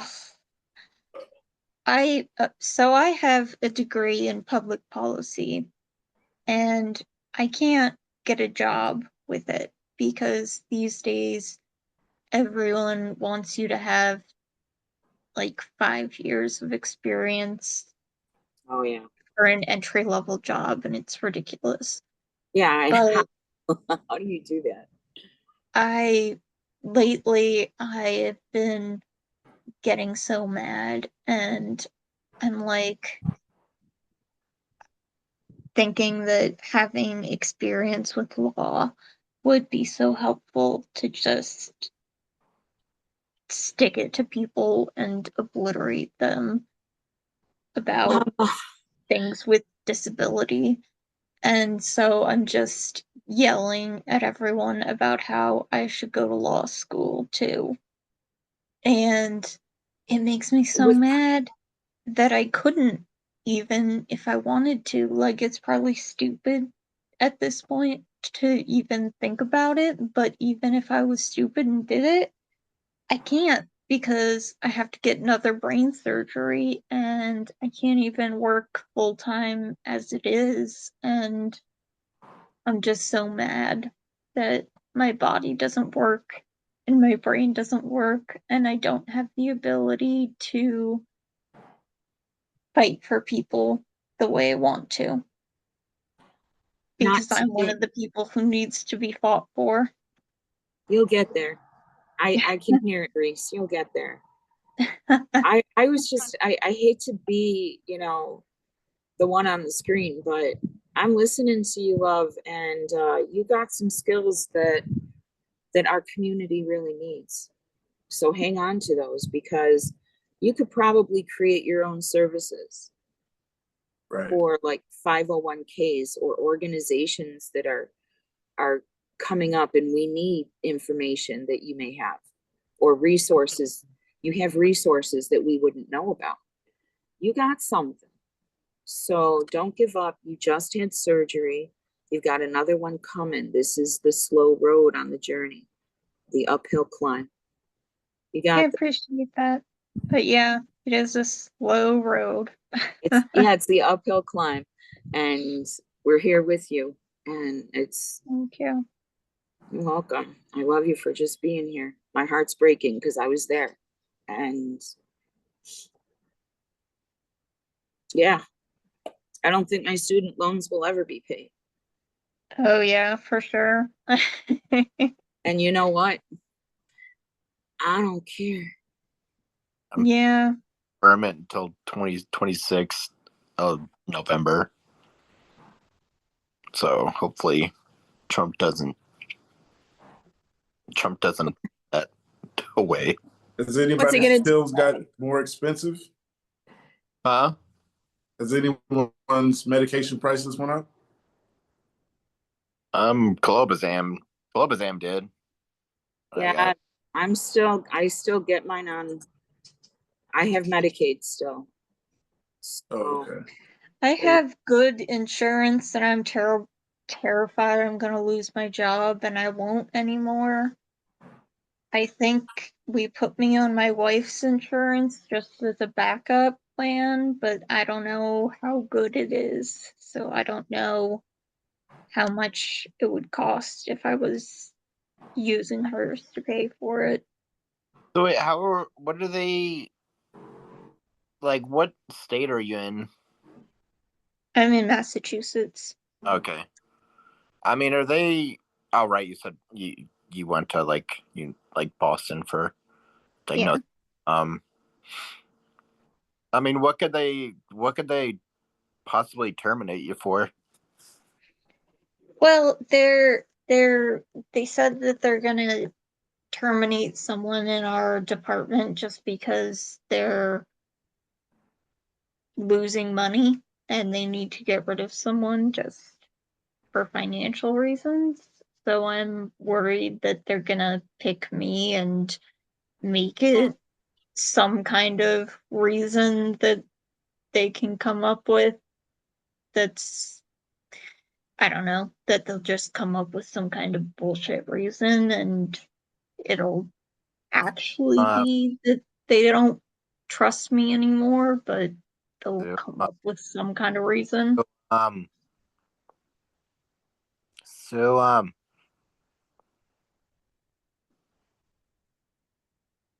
I was yeah, thinking, I don't know if it's like a man to woman thing, but like every job that I had seizures, they always tried to keep me, and I end up having to leave. Like I fell in a fryer, and I got this wound and just a big burn, and Dude, I had you fell in blisters the on my front. fingers, and they wanted me to stay.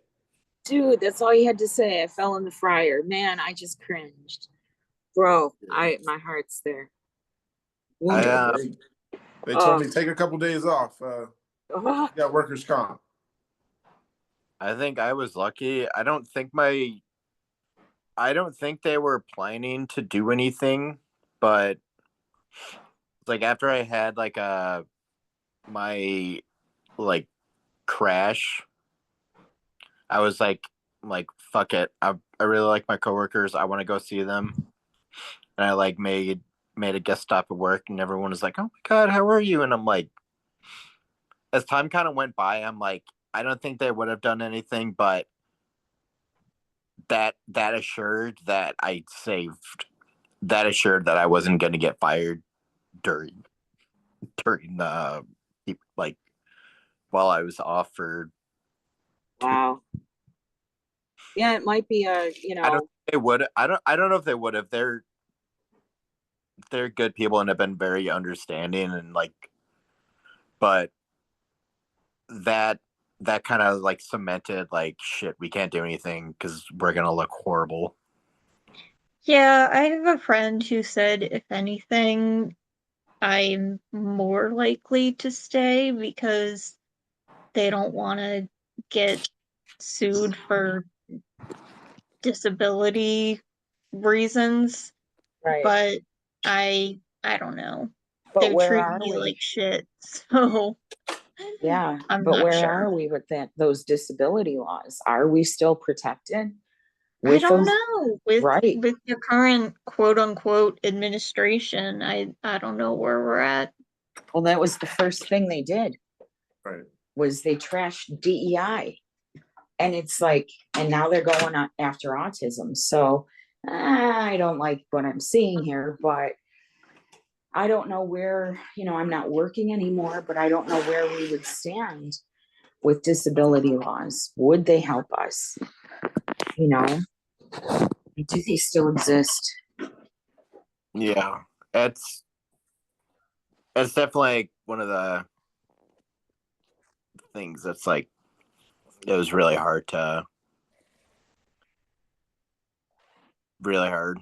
fucking sit through. Like you gotta be fucking kidding me. Um, my best friend, he's like I think he's got his own like gripe with it because he worked at Google and he felt like he was getting kind of shafted a lot. Um, but he was going off on the DEI stuff. I'm like, dude, shut the fuck up. Like, you realize this kind of shit Yeah. keeps me from like not getting fired. Mm-hmm. Yep. It's I so since my fucked up surgery, I have to walk with a cane because I was in a hospital bed for so long. I'm like regaining the ability to walk normally, and it's so frustrating / fascinating to see the difference in the way things are treated when you have a visible disability versus an invisible one. Like people It's just are, like accommodating to you. sometimes and sometimes not. It's in the way you can just see the visible reactions people have. Like some people are just so visibly it's just insane. I mean, like, what do you mean you're disabled, right? Yeah. Yeah. And my favorite is Lyft drivers. Like I get Lyft drivers who are such assholes. They'll be like, if I take 2 seconds to try to find their car, they'll be calling and texting and be such dicks about it. And then as soon as they see I have a cane, they're like, oh my God, I'm so sorry. And like trying to open the door for me and make up for it all these ways. And I'm like, you're just a dick, own it. Like, Yeah. But hey, that's I why mean, they might have genuinely not known. Like, well, I mean, even if I didn't have a cane, like, if I were just a regular able-bodied person, like, give a person a chance to find your car. well, You did.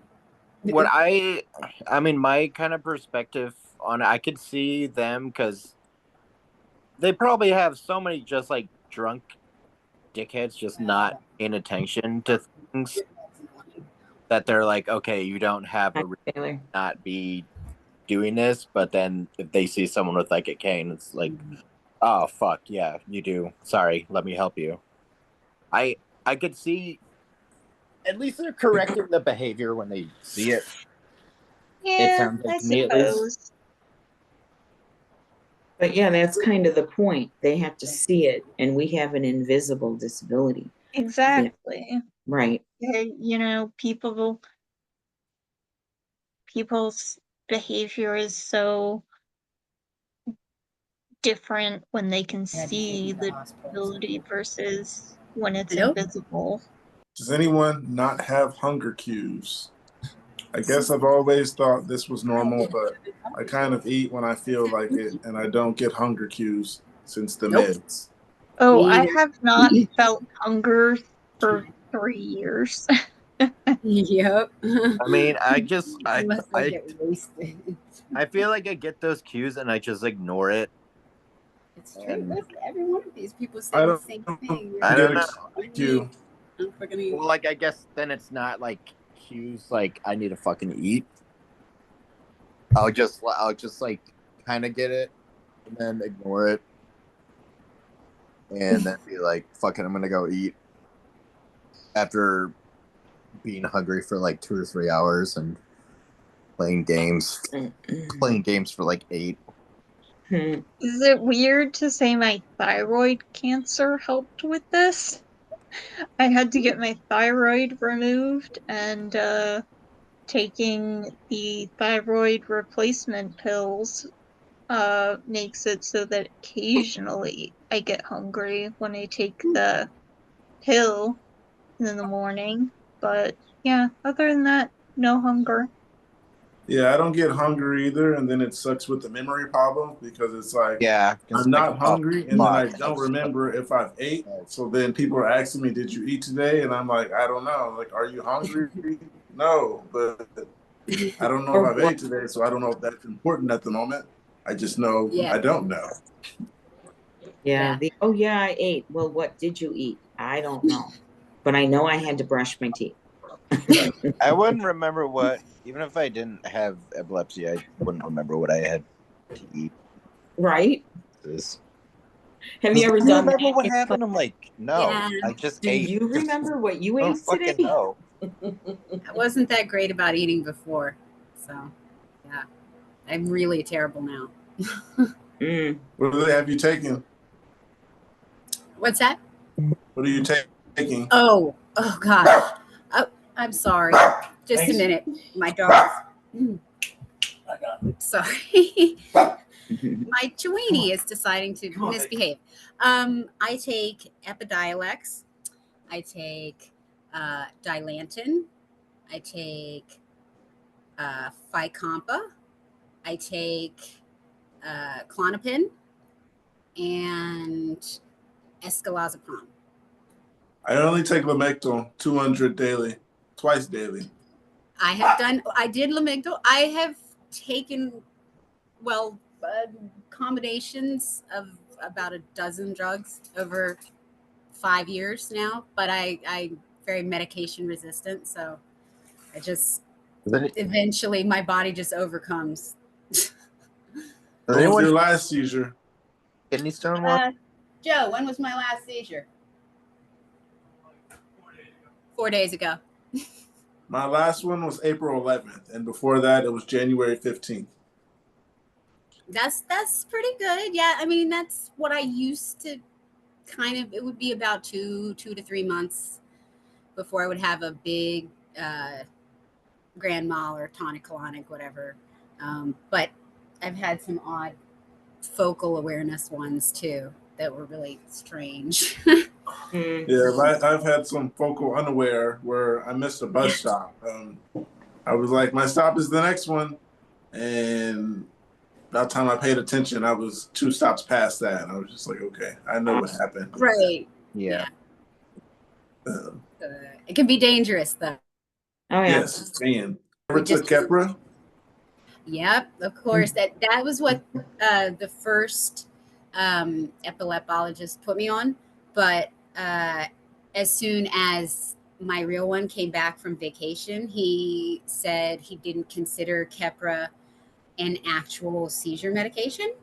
And so he started me on heaven knows what. Honestly, I've been on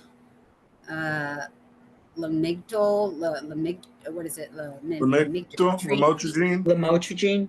Yep. And oh gosh, Vimpat. I should be able to remember these a little better, probably, but I don't. Do you remember any of the other ones? There's something out of New Jersey. Something out of New Jersey. It was a new thing. Yeah, I don't know. No. They gave me back my license, and 2 days later, I had like one of the biggest grand mals I've had. Oh, oxcarbazepine. Oh, oxcarbazepine. I was on that for quite a while. Yeah. How'd you do on that? Tired as hell. In 20 years, I've taken 3, Dilantin and then Keppra and now Lamictal. Okay. A kidney stone drug. Oh, yeah? Have you taken it? Which one? Lamictal? No, not Lamictal. There's one that like gives you like can give you like really high susceptibility to kidney stones. But that does sound like something we try to do. I think that might be lamotrigine. No, it's one. I was just at the doctor this morning actually for my gallstones, but I think that has more to do with my weight going up and down so quickly because of my thyroid situation. But they can't say for sure. But yeah, gallstones and the typical thing is to remove them by surgery, but I've had a million surgeries and I have another one on the agenda, so I'm trying to convince them to give me another option because don't want to add another surgery to the list. My husband said they can do a sonic surgery and they can break it up with sound. And he would actually know because he's had to have it done with kidney stones before, like more than once. Interesting. Thank you. Yeah. So look into that. See if maybe you can find somebody near you who does that. I would imagine it would be much less painful to pass them that Yeah, definitely. Because I do not want another surgery. I've had enough of them. You know, Yeah. you could be having a reaction to the anesthesia too. Whenever they do anesthesia with me, I end up having cluster seizures for like a week. It's Yeah. never good. Yeah, it's like we can count on it, right? Yeah, Yeah. yeah. I mean, the next time I have to have a dental cleaning, I'm going to have to tell them, look, I don't care how much you hate to not do. You're just not going to have to. I'll have to deal with the pain, and you're just going to have to do it because I'm Yeah. not going to deal with the consequences. Yeah, I have to be Right. sedated. Yeah, I have to be sedated to get my teeth cleaned. And yeah. And now it's like I have a fusion in my neck that's moving around. It's like there's no way I'm going in to get my teeth cleaned. Okay. And my daughter was laughing and she's like, no, seriously, think about it. You get those bones vibrating, one that isn't in the right place and leaning against my spinal cord, that is too close to my brain. And I don't want to do that. I'll floss twice a day. Okay. Absolutely. Yeah.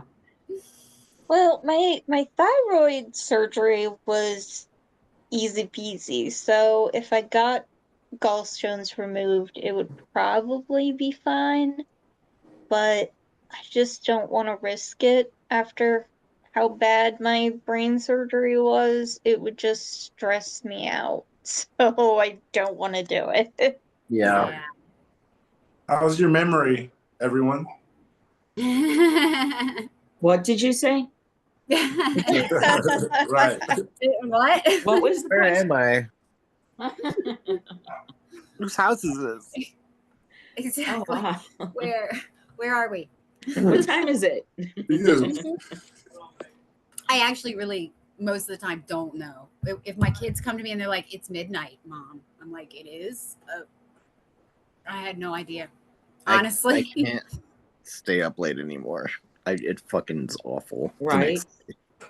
Oh, I don't want to. have It's a just mandated bedtime of 10 o'clock. So I am told by my doctors that I have to be an old ass person and go to bed at 10 o'clock. 10 Yeah. o'clock's perfect. I wish I would actually I pay wish I attention. could sleep at 10 o'clock is my problem. Right. I Same. have problems falling asleep.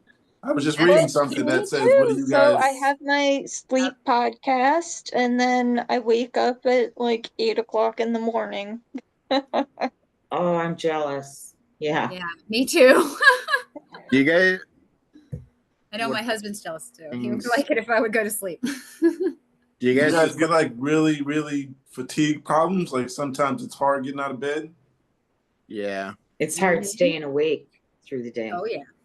Right, that too. It's hard staying awake. It's like if I'm doing something, I can stay up, but once I sit down, it's Forget it. Yeah.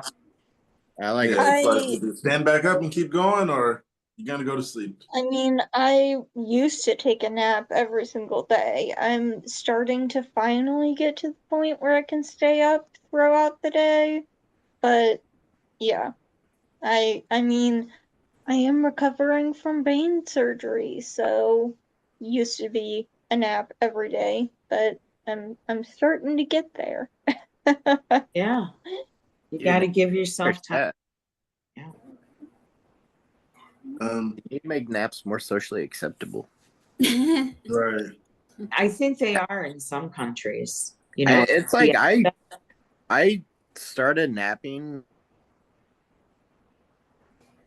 And oh my god, it's just everything is so much better. Like, holy fuck.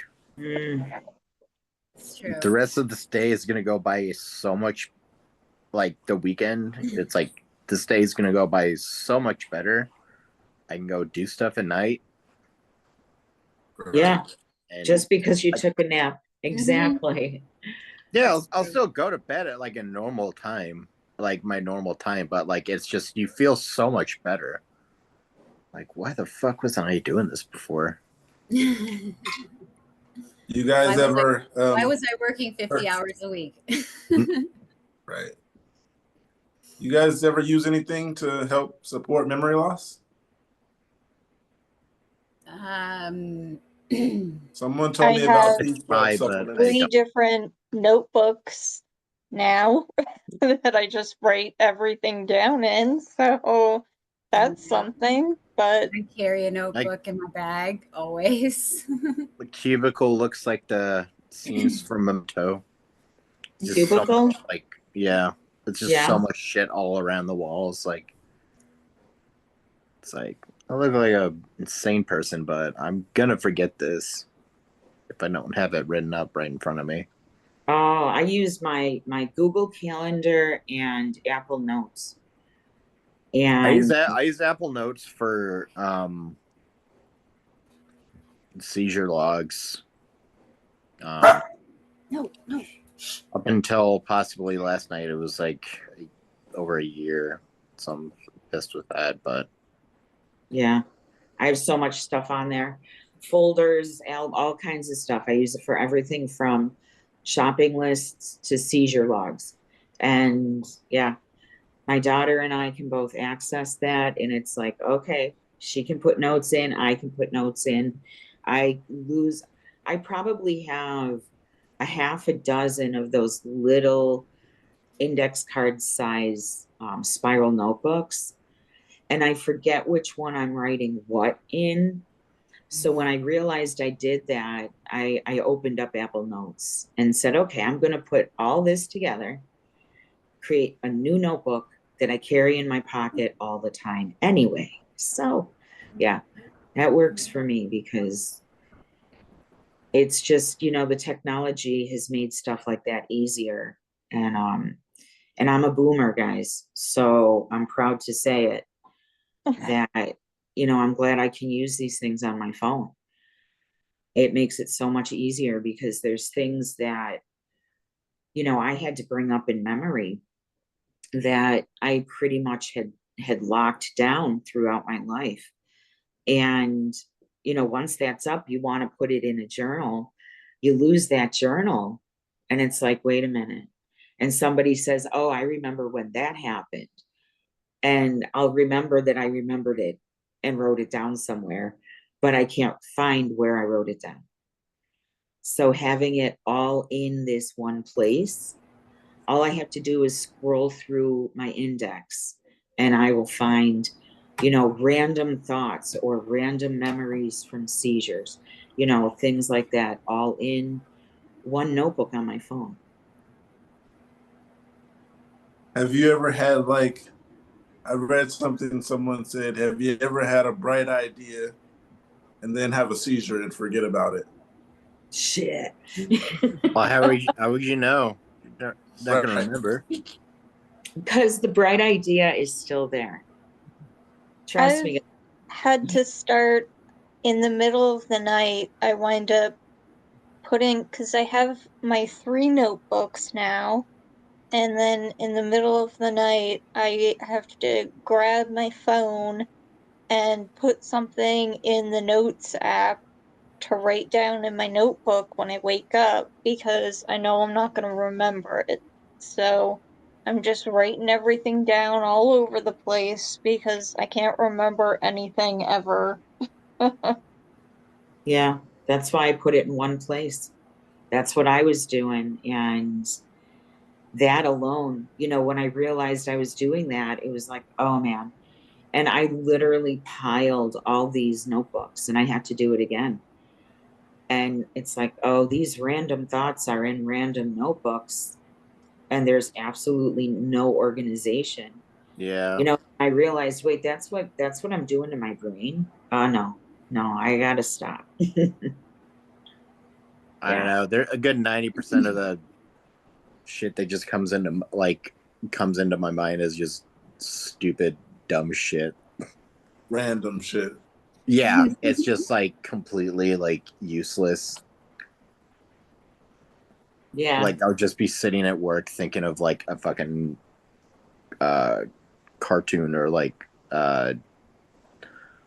I don't know. I like Shane Gillis' podcast a lot, and then I'll just think of clips from his podcast, and I'll just start laughing at work. Oh, I think of dumb shit too. My undergrad degree is in writing and publishing. In the middle of my nap today, came up with a dedication for my non-existent book that I'm working on. Like, I just come up with stupid shit all the time, but you know, what else you gonna do? Yeah. That's some pretty cool, stupid shit, though. Yeah. Really. I mean, I've got some like funny stupid shit, but I don't think this thought needs to be saved. I think it can just go. I think we can just push this one off. It's Just not poof. crucial to anything that can happen in the future. Let's Right. just forget it. One of my funny situations where I actually didn't get hurt. I was waiting for the train, and as it was approaching, I stepped back so I don't get hit, of course. And I blacked out, I guess. And when I came to, I was taking a selfie, and the train was pulling off. And I was just trying to imagine, like, how am I taking a selfie? And these guys are watching me. I don't know how that went about, but yeah, train was gone. It was like the lights were on, but no one was home. And Did you get that selfie? that's what someone else asked. No, I didn't. I just pulled the phone. That would have been epic. I don't even think No, the I never screen thought about wasn't even that. on.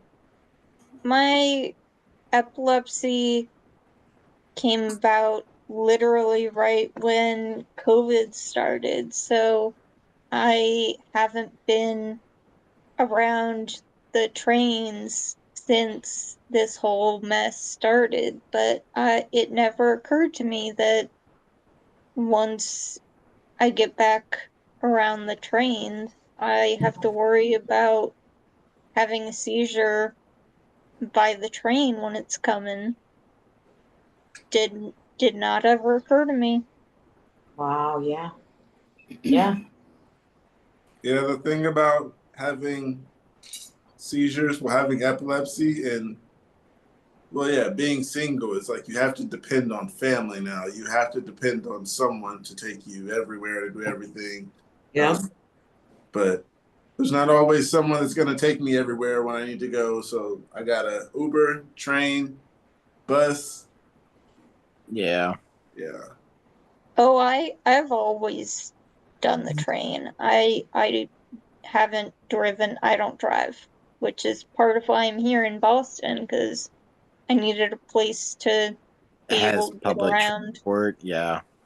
which is why being physically disabled now is such bullshit. Although Boston is nice because Boston has um a system for disabled people. It's called the Ride, but it is not convenient. It's some bullshit. Like Yeah. the timing is always all over the place, so it's not great if you actually need to be somewhere um on any kind of schedule. So I don't love that. I can't tell my mom I had another seizure. I had a seizure at work last night. I took my meds and I still had a seizure. It was my first since 2020. I can't tell my mom because she has always blamed herself for me and my sister's epilepsy.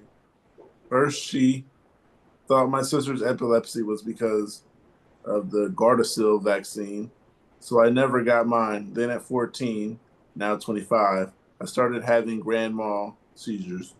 I've had a total of 7 and has been controlled through medication. I'm lucky now, but I had another seizure last week, and my husband saw me take my meds, and I can't tell my mom. She believes the genes are from her side of the family and blames herself.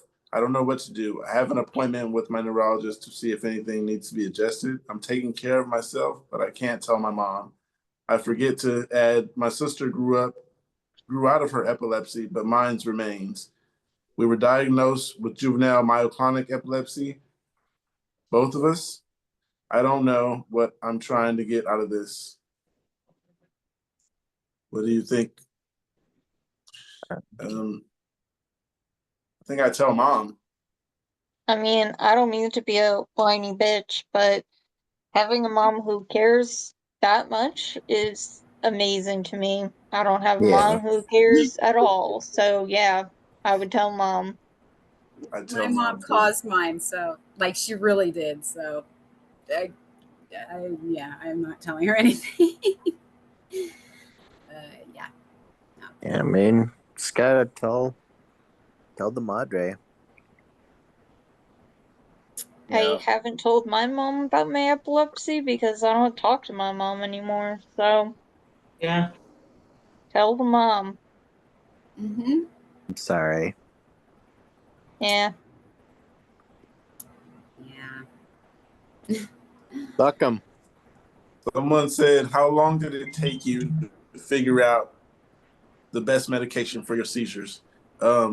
I guess I'm still having them, so I'm not sure if it's the best yet. I've only taken 3, and I've heard of people taking upward of 8 and 10. Yeah, I'm still working on it, so I don't fucking know. Yeah, I've been on Dilantin for 8 years, then Keppra for around 5 to 6, and been on Lamictal for the past 7 to 8, or maybe 6, somewhere around there. I was 20 years, 3 medications. I was But doing all separate. perfectly. And then I lowered the dosages on the lamotrigine, and things haven't been super smooth. But I really don't want to go back up on the dosages of it because I'm just tired of being exhausted all the time. I know what you mean. Anybody have any bad experiences with clorbasm? Never had it. Oh yeah, Oh, I was Um, just going to say that I also took ex-copri, and I was looking at clobazam was the next one down, and I don't think I've taken that one. yeah, no, I Anything take else? that. Yeah, I couldn't take it every day, but having it as a rescue med is helpful. It's Clobazam yeah, it's Onfi. is. Oh, that's what it's on V. Are Okay. we talking clobazam as in Onfi, the benzo? Yeah. Yeah, Yeah. yeah. And I couldn't take it every day though, even the lowest dose. Um, so I told my epileptologist, I'd rather just go up back on my cannabis therapy, instead of doing that every day and then just use the clobazam as a rescue med. So, which is what I had to do earlier today, and I'm feeling the zombie coming back, which is why I don't take it. It literally made me unsafe because I'm alone most of the time. So, I would say, it depends. But in my experience, I was just too dopey. I was like, yeah, okay, this is a safe zone. All right. I'm a hippie from the 70s. Okay. So been there, done that. Yeah, I used for I'd rather drop acid. I'm not kidding. Okay. I'm okay with not acid. Sorry, guys. Love I'm you. only 49, but I definitely would too. Yeah, right. That's the feeling. And, I did have a neurologist at one point where I could actually talk to him like this because he is part of that, unlimited sciences and studying how psychedelics affect pain and mental health and epilepsy, especially. And it's like, yo, next time I go into status, just get some of that. What is that? Lysergic, Cynthia, LSD. Go get Lucy. And, because my friends have done it to me. So I can say I know that can stop status. Wow. So, it's like when you're out in the middle of nowhere and the helicopter ain't coming fast enough. Yeah, that's the hippie in me. But the clobazam, it really is good for me when I know I've got clusters starting, like when I feel that second, it's like the downshift in the gears and it's like, oh shoot. So that's when I'll take it. But taking it every day, no. Mm-mm. But then I'll get that roller coaster ride through the day. And I'm like, oh man. has anyone tried I can't remember the official name. It's like Nasalim or something like Nasalium. that. Nazilium. Oh yeah. Been Yeah, on it for the 5 years. blisters. Yeah. Yeah. I Yeah. have some. I never took it. Oh my gosh, we had to refill that thing 4 times a year. Oh, Yeah. I probably more than that. My poor husband. Let's see, how many of you had to give me in a cluster, like one night? Well, I don't give it to Two. you. I don't want to give it to you anymore. Yeah, the doctor actually was like, yeah, Two that shots or two canisters? Yeah, but 2 shots or 2 canisters? two shots in Okay, yeah. one night. But because if the doctor told him not to do any more than that, because then alongside of that, he's also doing the rescue pills too. Mm-hmm. Mm, But if I'm still going, then generally it means ER. right, Yeah. right. What's the longest you went without a seizure? Year. Yeah, I was like a year apart at the beginning, and now I'm like a week apart. Yeah. Because they say the cyst growing is making them worse. So that's why the second surgery is so soon, which is great. Yeah, 3 welcome months. back. Hey, welcome back. Thank you. I was just reading something.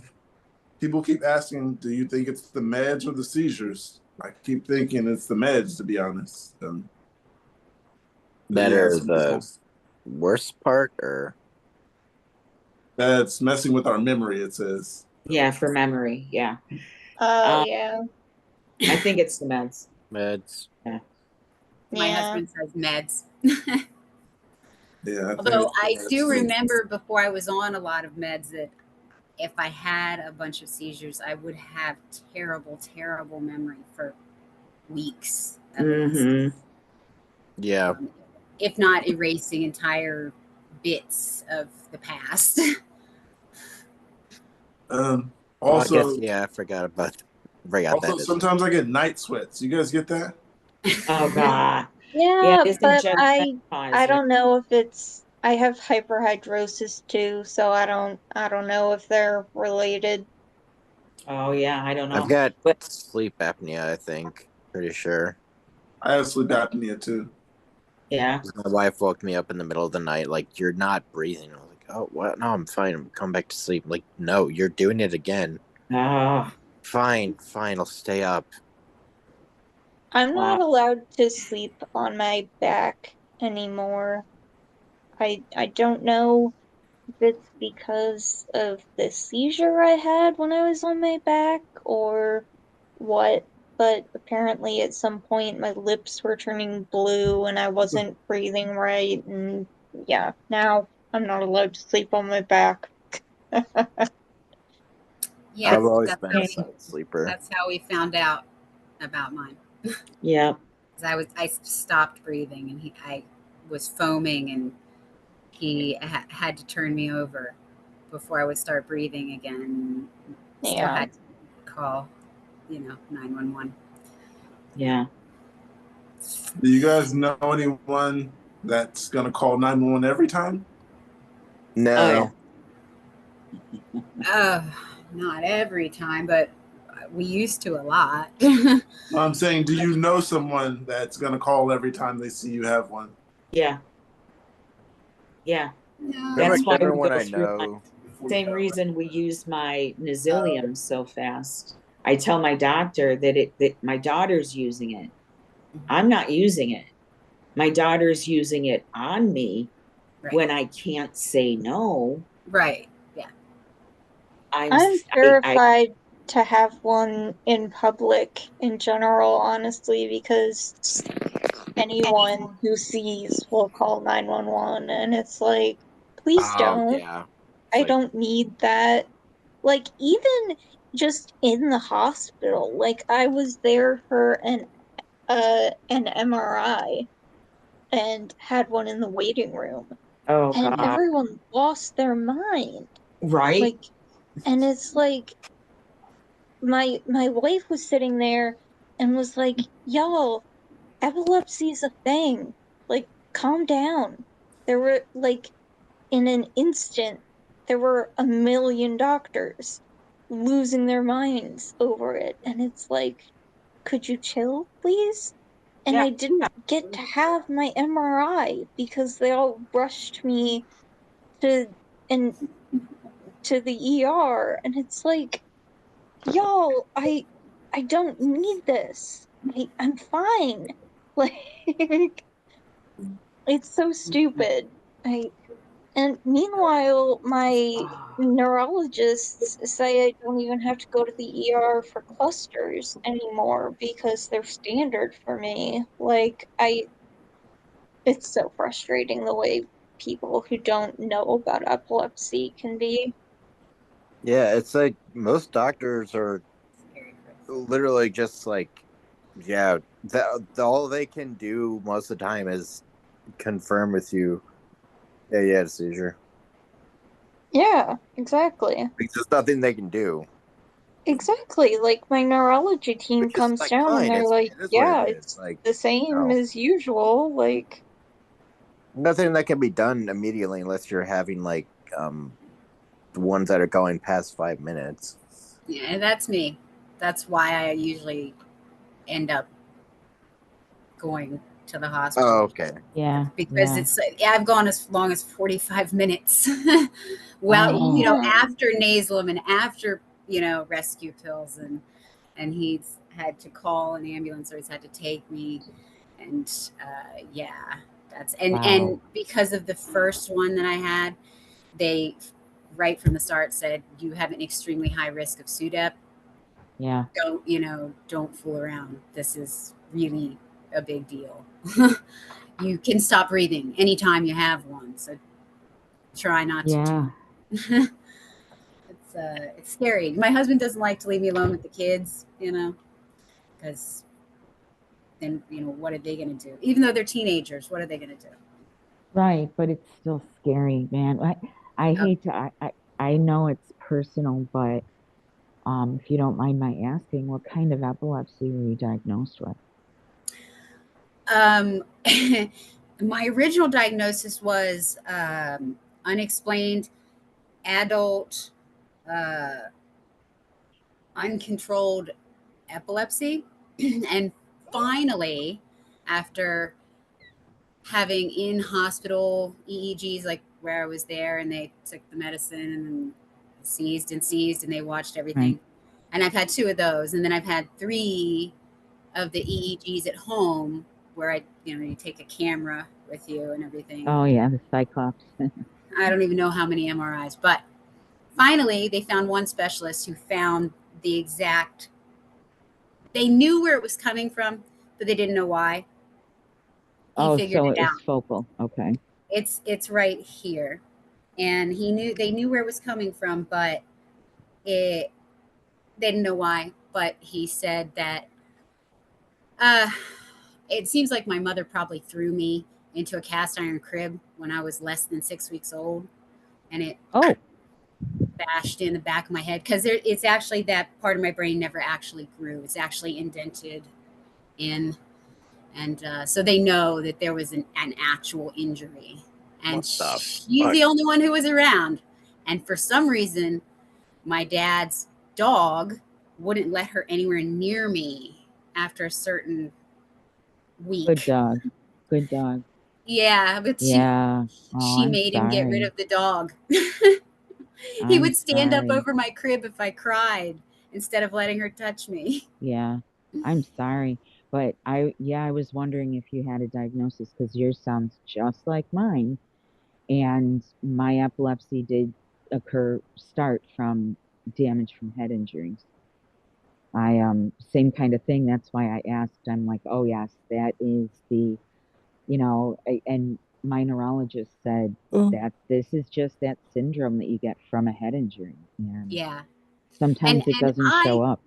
yeah, I honestly thought, oh, well, it's all the car accidents I've been in, or Mm-hmm. all the times like I, you know, hit my head on a wall because something was going on or whatever. But No. Yeah, Not at or it all. was all that. Yeah, yeah. And these are those, when they say, "Oh, this might develop into something." Well, okay, it did. And that's exactly the same story. Wow. That, Well, I well, don't she feel never as told though, anybody or took me to the doctor, did but anything. And I had some childhood mm, seizures too. I'm pretty mhm, much 100% certain on that, and my doctor is too, but they weren't, constant or consistent. And because she didn't really seek treatment or, ask what the heck's going on, then yeah. nothing went on until there was all of the AC went out in the ice cream shop that I managed, and I was an ice Mhm, cream cake decorator. mhm, And mhm, it, mhm. the heaters, the heaters, the Hey, freezers were like 130 degrees. So, Uh, and then there was Yeah, the fire yeah. from Quick question: what's that? is anyone here being real? Yeah. What do you mean? Yeah. being real, man, Does that, I'm I mean, feeling. does that not sound real?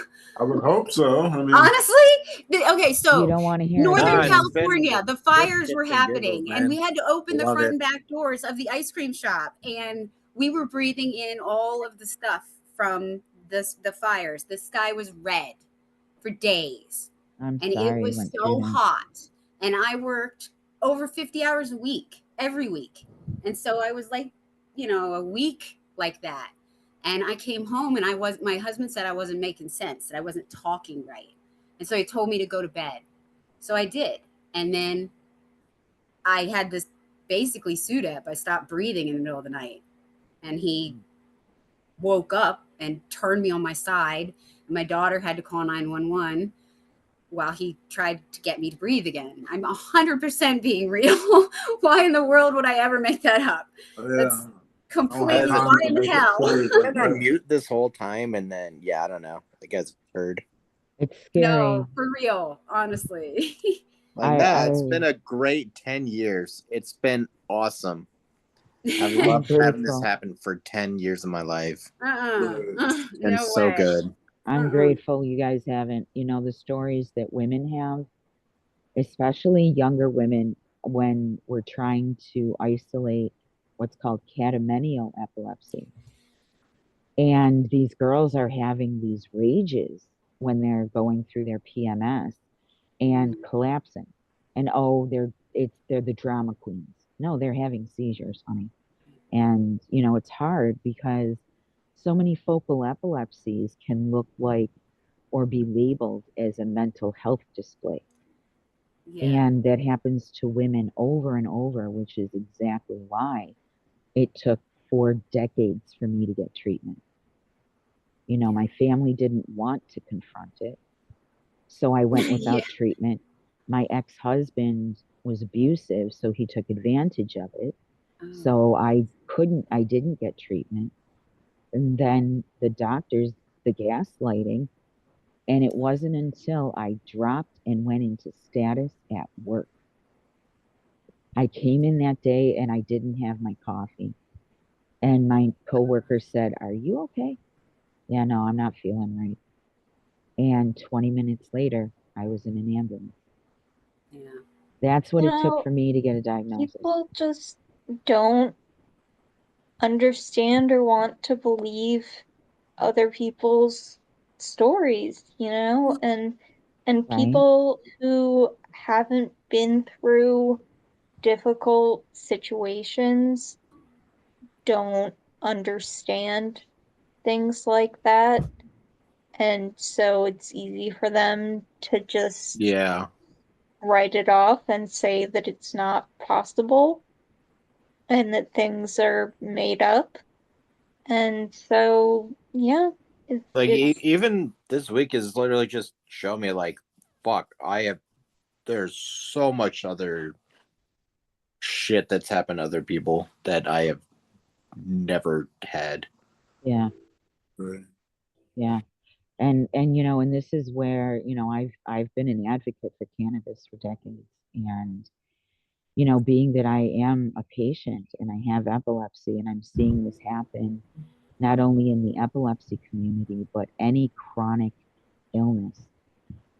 We're being marginalized, and somehow we need to get together and stand up. But this happens too often where even the doctors are the ones not understanding us.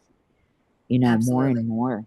I've been named, people know me when I walk in the office because doctors that I've left have either resigned, retired, or they've been revoked because they've been reported. I've known my diagnosis for decades. So you can't tell me it's psychogenic. You Right. deny treatment. I'm calling the state because I need their help. Not because I reported you, but because you denied treatment. So let's just see where the fire started and see if we can put it out. But when doctors are gaslighting individuals, especially women, this is what we go through, guys. And apart from those that I know that have, like Reese, you have a physical diagnosis. I didn't. Many of us didn't. And I have probably every single psychiatric diagnosis in my record with absolutely no supported documentation. And it was all epilepsy. So, yeah, I get it. I was reading something that says, "How do you tell people?" Um, I mean, you just tell them. Before or after the seizure, I just kind of tell them. Yeah. It's like, well, I mean, I have circuitry errors in my control panel. Yeah, a person says, "I haven't told anyone at my job, and I haven't had any seizures in 4 months, or any at work. Should I tell anyone, or should I keep going to work?" That one. that I one kind of mean- got exposed to me. So I know. You have seizures. There you go. without really my want, but I don't know. It was always hard because I never try to like say it because I'm like, okay, I don't want this to fuck with my chances of being hired. Yep.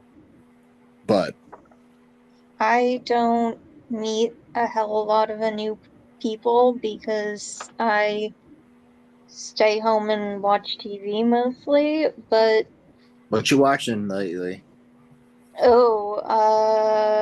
the new Leverage Redemption, so into that. I'm watching the stupid show Fire Country. Love that. Heard that. Heard it's good though. It is. It's bad good, Um, anyway, but people just how do I even say it? Even paramedics don't believe you. Like you say, "Oh, I've got epilepsy. That's why I had a seizure." Even paramedics think you're lying and you're on That's drugs. what you took, right? Yeah, But What'd you exactly. take? I know someone who What'd told you me that take? they What'd you Narcan take? them. Impat, pregabalin. Yeah, no. What Yeah. what illicit? No, I didn't do my shrooms today. No. Yeah, Yeah, no. exactly. I've heard someone say they gave him Narcan because they thought he was overdosing. Yep, That's my biggest fear. I've had it. Yep, they Oh, did. I told the cop that I had a seizure after I like crashed. I don't know if they believed me or Ugh. That I at was least told them they picked Yeah. up on it. That's what happened to me Oh, actually okay. when I was sort of in between my diagnosis, trying to figure out. I had crashed my car while I was driving. Well, I shouldn't say crashed. I actually got kind of lucky. I was stopped at a red light, and my foot came off the brake, and I kind of just rear-ended somebody very, very like lightly, and they must have saw me having the seizure like behind the steering wheel, and the cops and the firemen and the EMT shows up. So the cops automatically thought that I was like a drunk driver, and like they were very nasty and curt.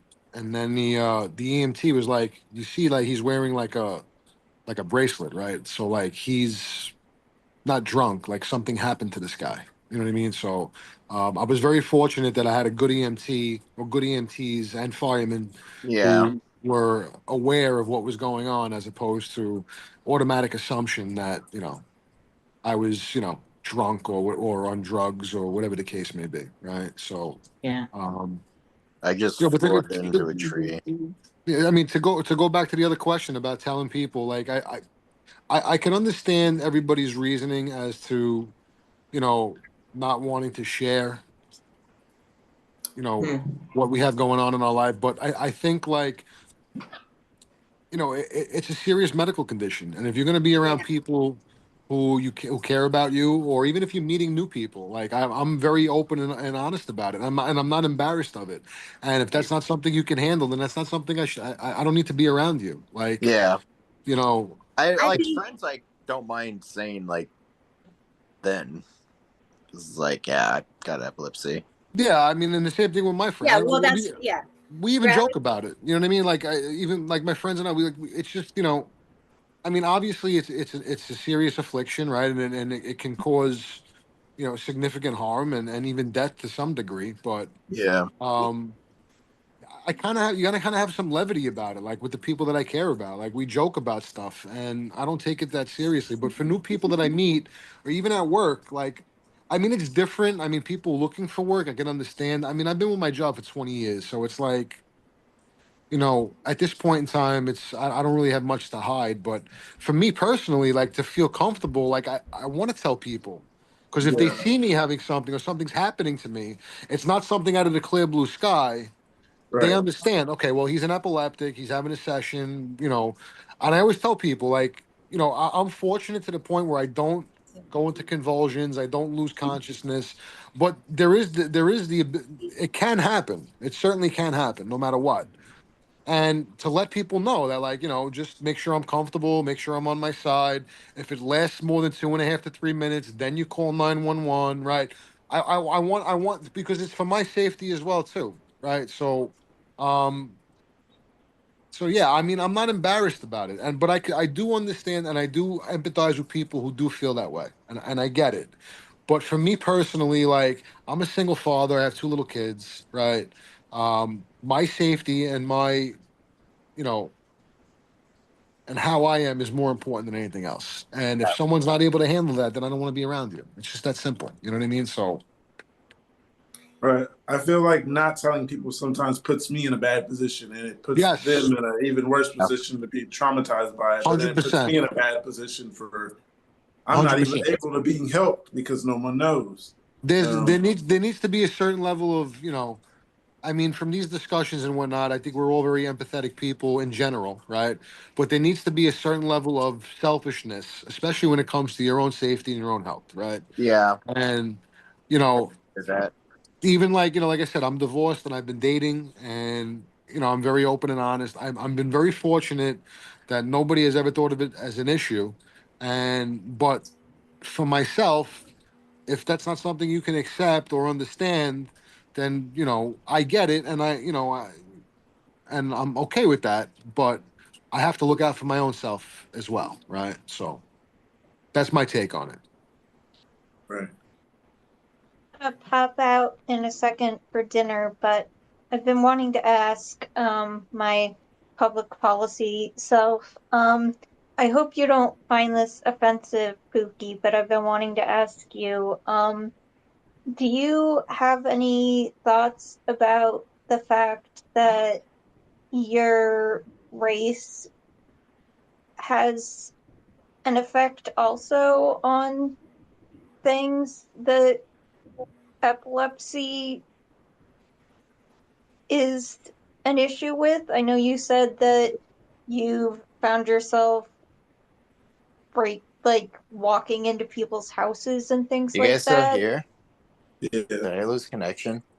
Did I'm I? still You hear, Can you man? I hear still you. hear me? Okay. Yeah, I Yeah. can hear you. I'm still here. Yeah, I hear so you. how is that? How do you feel about that, Pookie?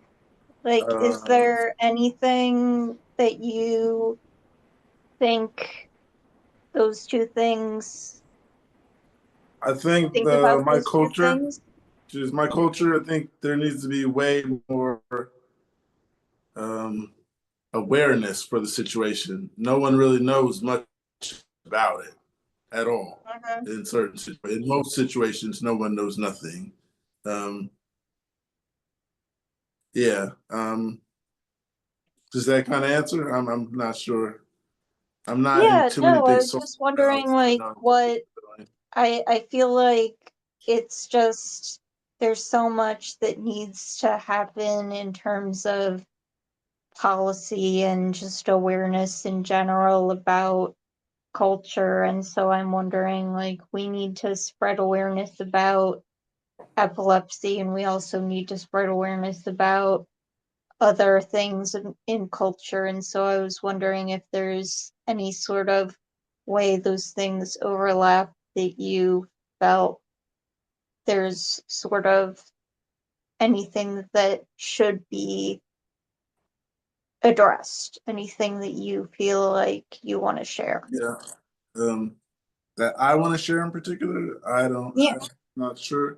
I just like I said, I just think there needs to be way more awareness than there is. So that's why I do this because I feel like doing a podcast, a lot of people can watch or even just listen and learn more. Like the awareness part is big to me. Like I said, in my culture, there is little to no awareness at all. Like not many people hear about it unless you're in the emergency room and someone's being brought in. But yeah, like when I have seizures and I'm around certain people, they just call the ambulance because they don't know what's going on or nothing. I've lost Yeah. Something I they someone think probably I never think seen. that way. you know what I think I know the question she's asking, and I think I'm gonna ask it in a more blunt way, right? So just forgive Go me for ahead. this, right? Go How ahead. do you what do you I mean, as a black man, right? Yeah. Do you feel that there's a level of assumption, right? If someone saw you having a seizure in public, where it's not actually a personal affliction, where it may actually be someone just deducing the fact that maybe you're on drugs or you're drunk or whatever. Is that something that concerns you or bothers you? Um, it kind of bothers me because I've been there. I've been there when the cops show up and they're ready to put me in cuffs and stuff, and has to be someone else there. Is like, this is going on, this is going on. And he's like, oh no, but he's doing this. He shouldn't have his shirt off. He's taking his clothes off in the store and stuff. Um, but yeah, I mean, I've faced it as well as like a 25-year-old white guy. Like they Narcaned me the first time I had a seizure. They thought I was overdosing on heroin. And even my roommate was like telling them, no, no, like he didn't take anything. They still Narcaned me. And it like brought me back and apparently I started fighting them. And they gave me ketamine and put me into the worst K-hole of my life. Like I woke up in the hospital thinking I had been shot. I was in limbo. I didn't know what was going on. Oh, But oh. no, I think, I mean, a lot of people just don't know what's going on. That's the thing that sucks about seizures is like it could be anything causing it. It could be drugs. You could just hit your head and had a seizure. It could be, I just learned that hormones are could be the raging. lights Yes. also. It could be the Anything. lights. It could Catamenials. be anything. Catamenials. Yes. Yeah. Yeah, and I think it's fortunately that way, where like even myself, people would assume I'm on drugs or something like that if I'm having a seizure. But I definitely understand the idea of like people looking at someone different race or something like that and assuming off the bat that it's not epilepsy. It's they brought them on the self Yeah. almost. Yeah. No, that's that's unfortunately the world that we live in nowadays, right? Yeah. Um, that's just how it goes. Automatically, we still, even in 2024, right, or 2025, I should say. Mhm. That might have been a little Lamictal thing. Yeah, we got you, man. You still have still Okay. have to worry about like those sort of things, which is a shame, right? It really is. Um, but and that it goes back to the fact where I said, like, it's not something I think you need to be ashamed of. I think it's something that you need to be expressive about. Oh, I'll for be your back own in a sake. second. Yeah. I think You it know. makes it more important to have these conversations to Right. show to the world that most of the time it's not people on drugs. Like we're not doing this to ourselves. Yeah. Right. Like Yeah. it's not something I mean, like. the paramedics were absolutely positive first 3 times that Yeah. I had taken some, even though my husband is there going, no, Mhm. she Yep. didn't. She stopped breathing. Please. I'm And 6 I feet. don't think I helped myself that I said, I didn't have a seizure. I'm fine. I need to go back to sleep. I have work tomorrow. And I rolled over and tried to go back to sleep. That did not help my case, I don't think. I mean, I'm a Yeah. 6 feet tall. I weigh 120 pounds. So that might be another factor that Right, people kind of right. assume, like maybe he does take drugs, meth, Right. anything. Yeah. But I mean, I just learned last night, I spoke with one of my mom's friends who's been having seizures for 45 years. And she said they're hormonal based. And the first time I got my MRI scan, they found a cyst in my brain that pushes on your pituitary gland There you and go. could cause hormonal bounces. Like, oh no, that's not the reason for the seizures. But at the same time, it's Right. like how can Yeah, no, that didn't how do can it. you just discard that completely as the reason when hormones are greatly influence seizures? I tell you what, I got to. I like that gaming chair you got there. Thank you. Really cool. Years. I My like brother it. got it before he went to See, the military for me. I'm a fan. I that like was it. like a nice one. I got one for. I bought a gaming chair for work, just for working home because they're So fantastic. comfortable. Yeah. Oh my god, they're Yeah. great. They're great. Italian leather.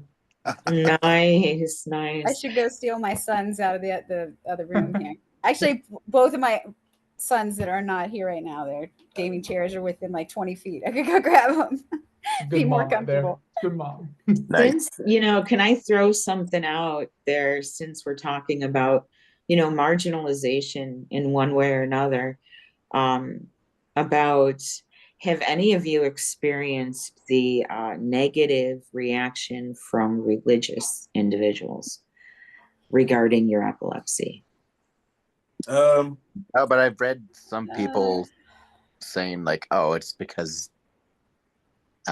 God's putting you the through a devil." trial. A demon Oh, the devil. possession kind of thing. You need an Yeah. exorcism. Yeah. I've been prayed over and stuff like that, and in the prayer they're like, I hope this stops for you one day and stuff like that, and I'm like, you're praying for things that aren't gonna stop. This Yeah. I mean, they wouldn't be happening. I let them finish praying though. I'm like, thanks for the prayer, but Right. Or being told that it was your it makes fault you feel because better. you're- Go ahead and Yeah. pray. It was my relationship with God that caused, or the lack thereof, that caused my epilepsy. And I'm like, well, no. But yeah, I've experienced that. So I was just wondering, because that's just another marginalization, in culture. Like, no, that's science. It's your body. Yeah. Yeah, it's like, no, I can actually show you Physiology. videos and the EEG to I go was with gonna it. say, just throw the EEG machine on there and show it to them. Like, yeah, it's not some spiritual thing doing this to me. It is clearly. Well, if it hadn't happened to me in the California Bay Area when I was 44, if it happened to me back where I was born in the Appalachian Mountains, Ooh, we yeah. might have a different scenario going on. Yep. That would have been horrible. But instead of go to UCSF Medical Center and get Release teams of this child with the epileptologists. demons in her. Yep. I yeah. will say one thing though, even without that, like the way epilepsy I think is kind of talked about, I thought it was my fault, and I still kind of feel like it's my fault that I have these seizures. Like part of me is like I need to make changes in my life because I'm doing something that's causing these seizures. And I'm not taking hard drugs. I smoke some weed. I barely drink alcohol, and I put a Zyn pouch in my lip every now and then. Is that like I don't know. But like it's not my fault, but I still blame myself for it at the same time. Yeah, I don't think it's our fault. It's like, because you can take your meds and you can do everything you're supposed to do, and it's gonna happen. That's what I feel like. It's like For a taking the while, meds is just, I guess it's taking your meds might stop it from happening so much. But for I a feel while, like I've been on my meds, I've ate right, I've slept right, and Yeah. still have a seizure. Yeah. Mhm. Or saying Iman.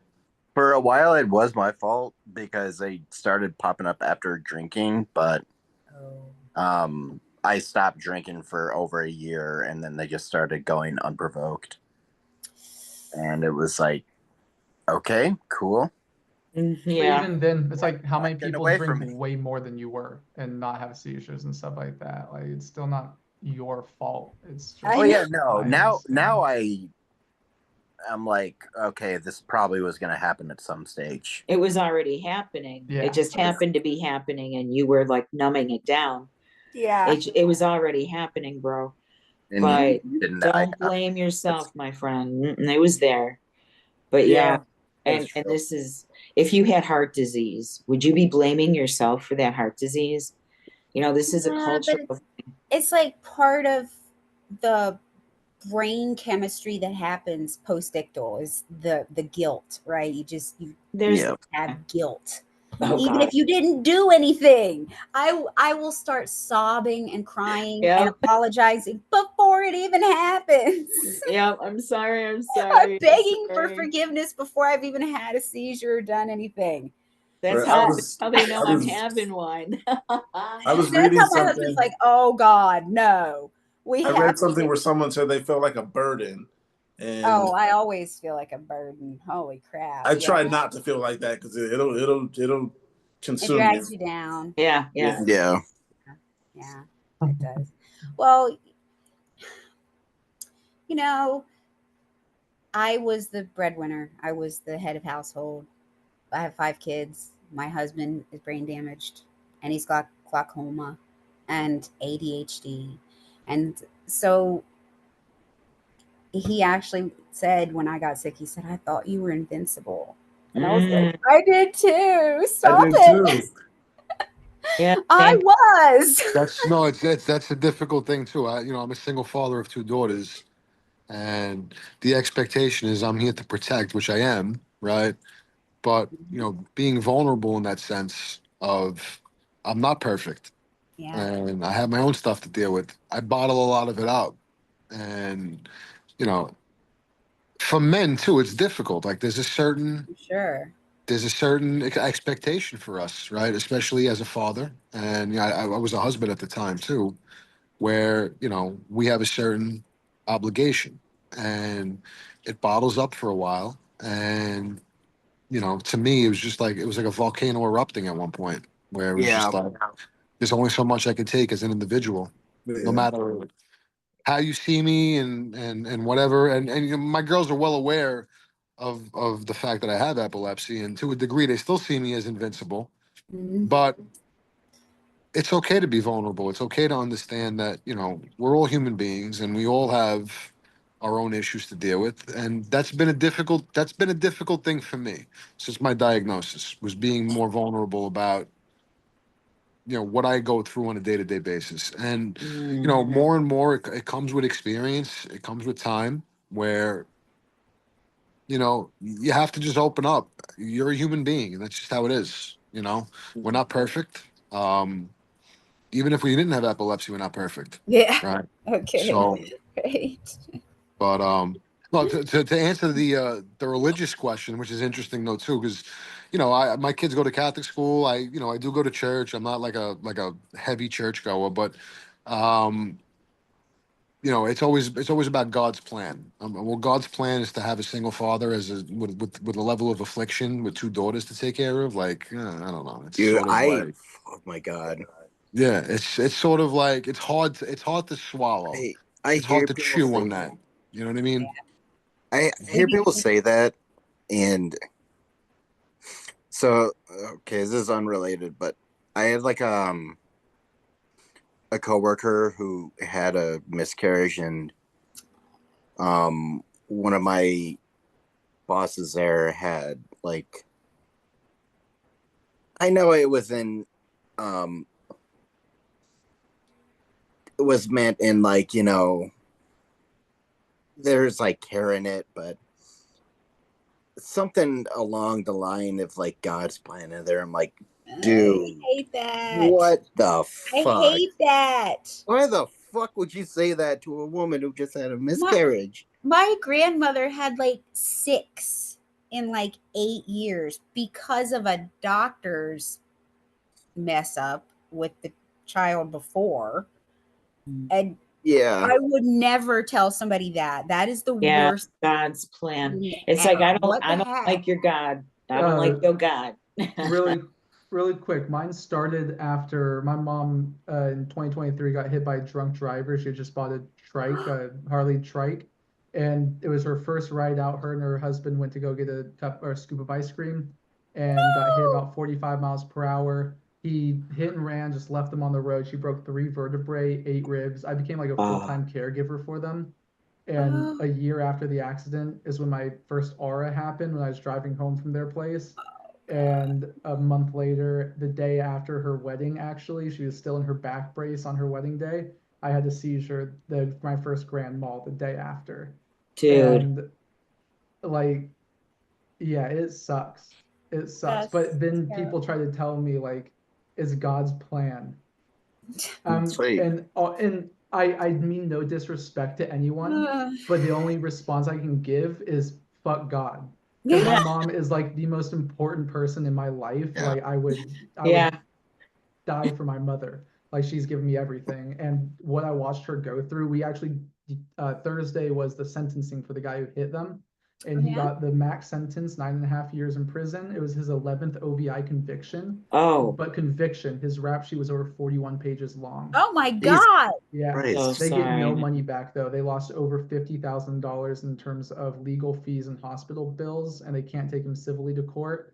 But yeah, when people say like it's God's plan, like no. I'm sorry. Like God needs to figure out a better plan because he can make me go through a tough trial without almost destroying my family completely. That's no way to promote a religion either. You know, it's Right. Yeah, like you can believe in about God, and I don't know, maybe there is like someone who made all of this is like the answer, but it's just like, you know, I don't think he has a particular plan that's working out very well right now. And if I'm being punished for something, tell me what I'm being punished for.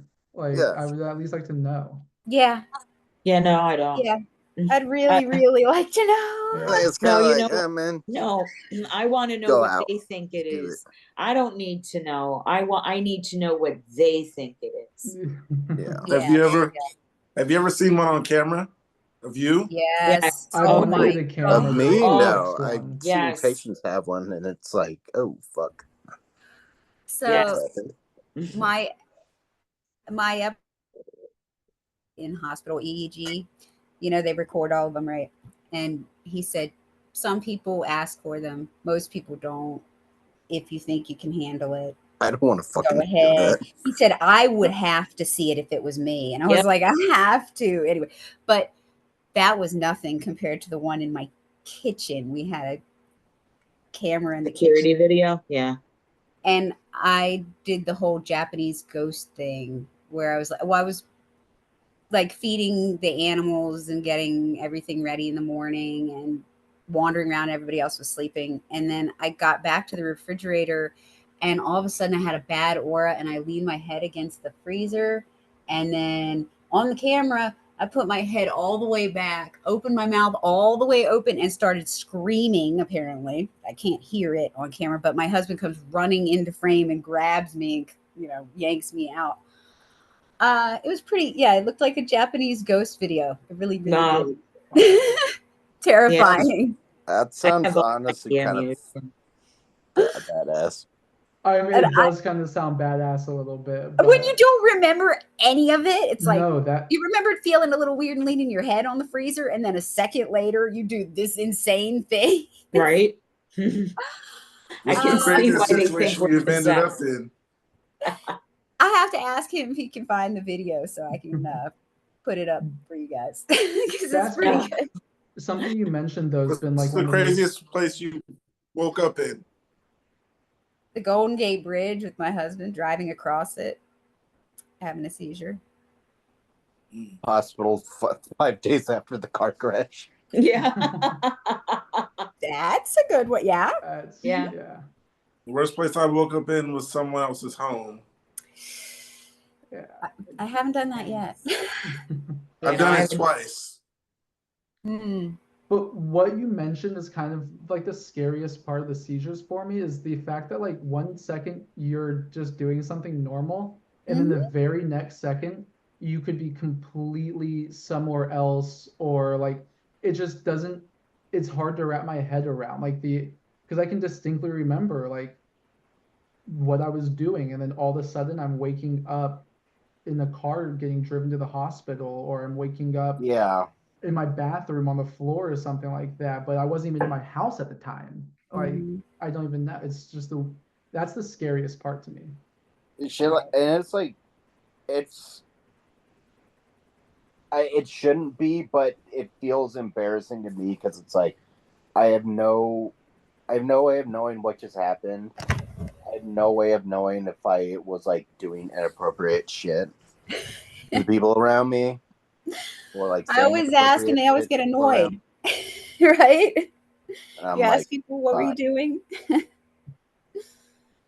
Right? Yeah. Do they get annoyed with you if you ask what you were doing? No. Yeah, sometimes. People keep asking, people sit next to you and they're like, what's going on? And I'll be like, did I just miss something what did I miss? I'm like, I didn't see myself miss anything. And they're like, oh no, you jumping or you sound like something, made eye contact and something. And I'd be like, I don't know what you've seen, but that 3 seconds that I missed, I guess. I need you to tell me about. Yeah. I know. I can't stand it. And they don't want to. They're just like, it's boring. Why? You screamed again. Yeah. Or when the epileptologist asks me, it's like, how do you expect me to know what happened when I'm alone? I don't know what happened. I lost an entire afternoon. That's all I know. And I needed emergency dentistry. So yeah, I don't know what happened. And that's the thing. It's like, but when people freak out, when you ask them, it's like, well, what did you see? I mean, why do they expect us to know? No, even my own son, my own 16-year-old is like, leave me alone about it, Mom. And I'm like, okay. Yeah. It's like with the ambulance, I hate with the waking up to all the questions. Oh. Yep. The questions are the worst. Like, just give me a second. I keep telling you, no, I don't remember. And then what happened, Drop me off here. I know I'm about to pay you guys way too much for this. Right. Yeah. The craziest place, I think the craziest situation I've been in, I think I said it earlier, is where I was taking a selfie and the train pulled off and I was supposed to be getting on the train. That was the second craziest situation. I once had one during class, and I just woke up throwing up into the trash can outside of class, and I just like sat outside because I'd throw up on my shirt and stuff. I didn't know how I didn't really know what was going on, so I just kind of sat there waiting for class to be over. And then my teacher actually came out to me after class and found me in the hallway, and he's like, "Hey, you didn't come back into class. I just want to make sure everything's okay." And he walked me across campus and just talked with me. I explained I had epilepsy, but it was weird. He just told me like I got up all of a sudden, like had a panic look on my face, and just ran out the door. And I literally don't remember any of that. Just yeah. The seizure that I seen myself have on cameras, because I have a camera in my bedroom. My last one, I seen it and I was just like, it was bad. I was in a blanket and I was doing like this, but I was shaking for like 45 seconds. And no one knew. But my sister, her room was like, on my bed, I could see straight out of the door. And she was right there and she was just like, why are you looking like that? And then when she came over and I started like screaming and started going into it, she was like, okay, I see what's going on. Let me call the ambulance. Yeah, I have all my my CDs from my EMUs. I've had probably a dozen over the years. And it's for me, I've got that scientific mind. That's what I was going to be doing anyway. I every now and then I'll do a comparison and I'll see how they've changed. And the last time I did it was about 6 months ago, because they thought they caught something on a video during an office visit. And I chuckled. I'm like, I don't know what you're calling that, but yeah, I did break my neck again, but we won't talk about that. But it's like, but looking at all of the progression of the seizures, yeah, that was weird, but it's really weird to watch myself have them. And the last one, that was the worst. But yeah. Let's address the elephant in the room real quick, because I'm curious about this, because there's some women in the room now, and I want to hear about this. What about sex life? Yeah. Now, last time, I'm not even dating anymore because of it. Orgasm can bring on a seizure. I've had it happen. And, a lot of stories about that I didn't know until, later, that somebody was taking advantage of the seizures during those times. But, that's why I'm not dating anymore. It's like, no, I cannot trust anybody with me at my most vulnerable point. I'm very sorry to hear that. That's disgusting. Yeah. That's awful. You wanted to, yeah, I appreciate That's excruciatingly disgusting. Yeah. I'm so I sorry. appreciate that. And the like- purpose of my question was more related to like the having epilepsy and the medicine we take, as opposed to, but those scenarios is just That's awful. that's fucking ridiculous. I mean, that's aggravating to me to hear that. Yeah, and that makes it hard for me to tell people I have epilepsy, Of and it's course. like, yeah. Yeah, it makes you vulnerable. Well, it does. It makes us all vulnerable. And Well, I it's mean, like, we're at our most vulnerable point at that point, right? I mean, Yeah. Exactly. there's That's no what scares other, the shit out of me, there's 'cause nothing it's else like, in this life that's any more vulnerable I than know. that, right? I Yeah. mean, right. I have to be able to trust every person around me to protect me and not create an opportunity for another Take agenda. advantage of you. Right. Something. Yeah. Right. It's hard Well, to trust people for some reason. It's got harder to trust people just with me. I think it's just like, I don't think I trust being around you personally without anyone. Some people like that. You ever get that? Like, with this condition, I don't trust you and me alone. Right. yeah. yeah. yeah, I think my concern is more about like the level of comfort and not being able to perform, right? Let's be honest, right? Mhm. With someone who you don't have that level of comfort with, who understands that because of this, there are instances where it just may not happen. It's just not, it may not work, right? So to speak. Mhm. I mean, I'm trying to lower the meds just because I'm trying to get like a sex drive back for the marriage. Yeah. I can My definitely tell that husband's medication. No, it's Wow, an important, it's an important part of a relationship, obviously, It right? Like, is. Yeah. It it's, is. And I've been wanting to do it for a while. there's a Like, lot of people, for and other I've read reasons. about this too. There's a lot of people who will stop taking their medicines strictly for that reason. No. Just to be able to gain back that, that You know what? to want Yeah, to I do it. You know can't. what I mean? If Like that. he would act like he was attracted to me and do it, then I might actually go off the medicine, even though I know it would be dangerous as shit for No, me. I can't. No, I would be dead.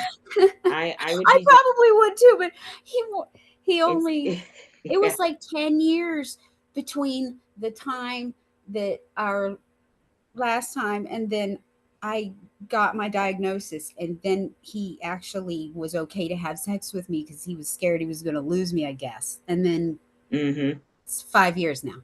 And don't think that I am not attracted to him. I am. He's just like got this weird thing where he's about it's for having kids, or he's worried the kids will walk in, or maybe it's because of his ADHD and his brain surgery. I don't know. Yeah, I've had. I really wish it was better. Truly. Depends though. I mean, I never really thought about it. I dated a guy before I was diagnosed who had epilepsy, and I know he didn't have any dysfunction, but he did every now and then have a focal seizure, and I recognized it. And there were a couple times when it's like, whoa, dude, I don't know who you were for that moment, but you know what I mean? But he never had any sexual dysfunction. I never considered that for you guys. So medication really affects you as a man. Yeah, I don't. So for me personally, like I don't think it doesn't. I don't think it physically affects me. I Like, think it's like. Oh, go ahead. I can. It's more of like I said, like a mental thing, right? Of the worry about not being able to One way to know. perform, so to speak, right? So I actually like my doctor prescribes me I if I know that I'm gonna have someone I'm dating come over, like I'll take Cialis, like I'll do it, like because I just even if I'm mentally and emotionally not there, at least physically I can do what I need to do to try to please my part. But at the end of the day, it doesn't satisfy me, and that's a hard thing to to battle. You know what I mean? Like it's very, very difficult. It's it's trying, because that's supposed to be like a mutual thing between people, right? It's supposed to be, like I said, we talked about like it's that level of intimacy is like that's as high as it gets, right? And invulnerability, right? So, especially for someone like myself who's like single and like I'm trying to meet women and do, and be able to start a new life, and having that be like a very, very important part of that. Like it worries me that like if I don't take something to be able to at least perform physically, like they're gonna run away from me, which they probably will, and which I understand, but it's hard to like get that balance between both, and that's definitely a challenge for me in terms of dating and sexual relationships for sure. Yeah, with me, it's like the pills. They kind of just, I don't know. I don't have the urge for sex, and it made someone feel like I just didn't want her. And it's more like I don't necessarily think about it. She would be like, "Oh, when you drink, you think about it." So I know what she was thinking when she go get alcohol. Just like sometimes I don't want alcohol. Sometimes I'm just not in the mood. Sometimes it could be weeks living together and going for weeks, feeling like that. Yeah, I mean, I haven't even attempted to date anyone since being diagnosed. I'm honestly afraid to get into a relationship because I just, at a young age, I also just don't think many people my age or understand like what it's gonna be like to date me or to be with me. I just don't want to put someone through that pressure as well. Like, I don't think I've really been around someone while I'm having a grand mal. I think my roommate is the only person, but I don't even think he found me until after I was done convulsing. And I'm kind of just afraid to put someone through that. When I had my car crash, I had just dropped my friends off at the airport and was driving home. So it was 10 minutes earlier, like all three of us could have, yeah. But I just have almost no, I have a desire. I'm definitely like lonely. I will admit that. I admitted it to my therapist, but it's like at the same time, I just don't want to put that on someone. It's not worth it. Gotcha. Like I've had two during sex, and one she didn't notice. Yeah, but it's like I guess like when you well not I guess when you start a seizure, you ejaculate, and since I was laying on my back, it wasn't noticeable. It was just like, all right, We're done. Oh, you guys know your triggers yet? Anybody? Sleep. Where's the dog? Alcohol, stress. Sorry. Sorry, everybody. I'm asking where my dog went. Stress is my trigger. for sure. Money was a big issue because after my second seizure, me and my family were thinking about filing for bankruptcy for me just to help out with the debt. And so I was just struggling with money for about a year, and that was pretty much the main source of my seizures. Yeah, I went on California medical leave for, I think they only cover you for 9 months. And my doctor didn't want me to go back. I had to actually write a letter and sign it saying that I was going back to work against his wishes. And so that's in my medical file. And then I don't remember how long I worked before it got so bad I had to do it again. I had to go in California. I think it was about 12 months, maybe. But I was having seizures that whole time. The only time, I mean, the longest I've gone is like 3 months, right? So, yeah. And then finally, I had to go on actual disability. And my doctor was like, yes, there's no way around this. Even if you go and do brain surgery, you're going to be on meds for the rest of your life. You're always going to have seizures. So you're not going to do your job anymore.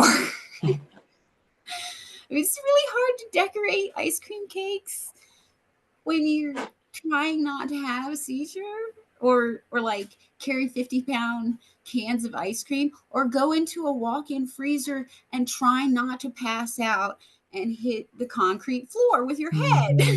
Or a shelf or whatever. Oh yeah. That's a good point you bring up. And a question I wanted to ask everybody is that has the discussion ever taken place with your doctors about surgery as opposed to medicine? Yeah. Yes. Yeah. Pretty much. Almost from the start, just because he's like, you're so medication resistant. And that was, I mean, 12 meds ago or more. Yeah, I went to and Baltimore. It's a teaching hospital. If it's a teaching hospital, they always want to do surgery. No, not here. No? Can someone explain auras to me? Auras. Anybody? Oh, I would love. I mean, so that's the main like seizure I get. I just learned that they are seizures. I talked about them a little bit. I basically like just dissociate. I get a really bad ringing in my ear, and it feels like a panic attack is coming on. Yes. Smell Oh a God, I'm metallic scared. smell. Yes. And that's how I know it's coming on, actually, is the metallic smell I get. And sometimes I can actually fight them off. If I like really like clench my fist, take a deep breath, and just really try to bring myself back down to earth, I can stop them. But it's a metallic smell, the most a panic attack that just comes on so sudden for Does it nothing. feel like your heart, like your heart is being squished? Yes, and something is Squeezed. just Yes. and it doesn't last too long for me. My auras don't last very long, but they are seizures. They're actual seizures that They you're are. having. Auras are seizures. That is what my doctor said as well. Yeah. He said if you're having an aura, you're already having a seizure.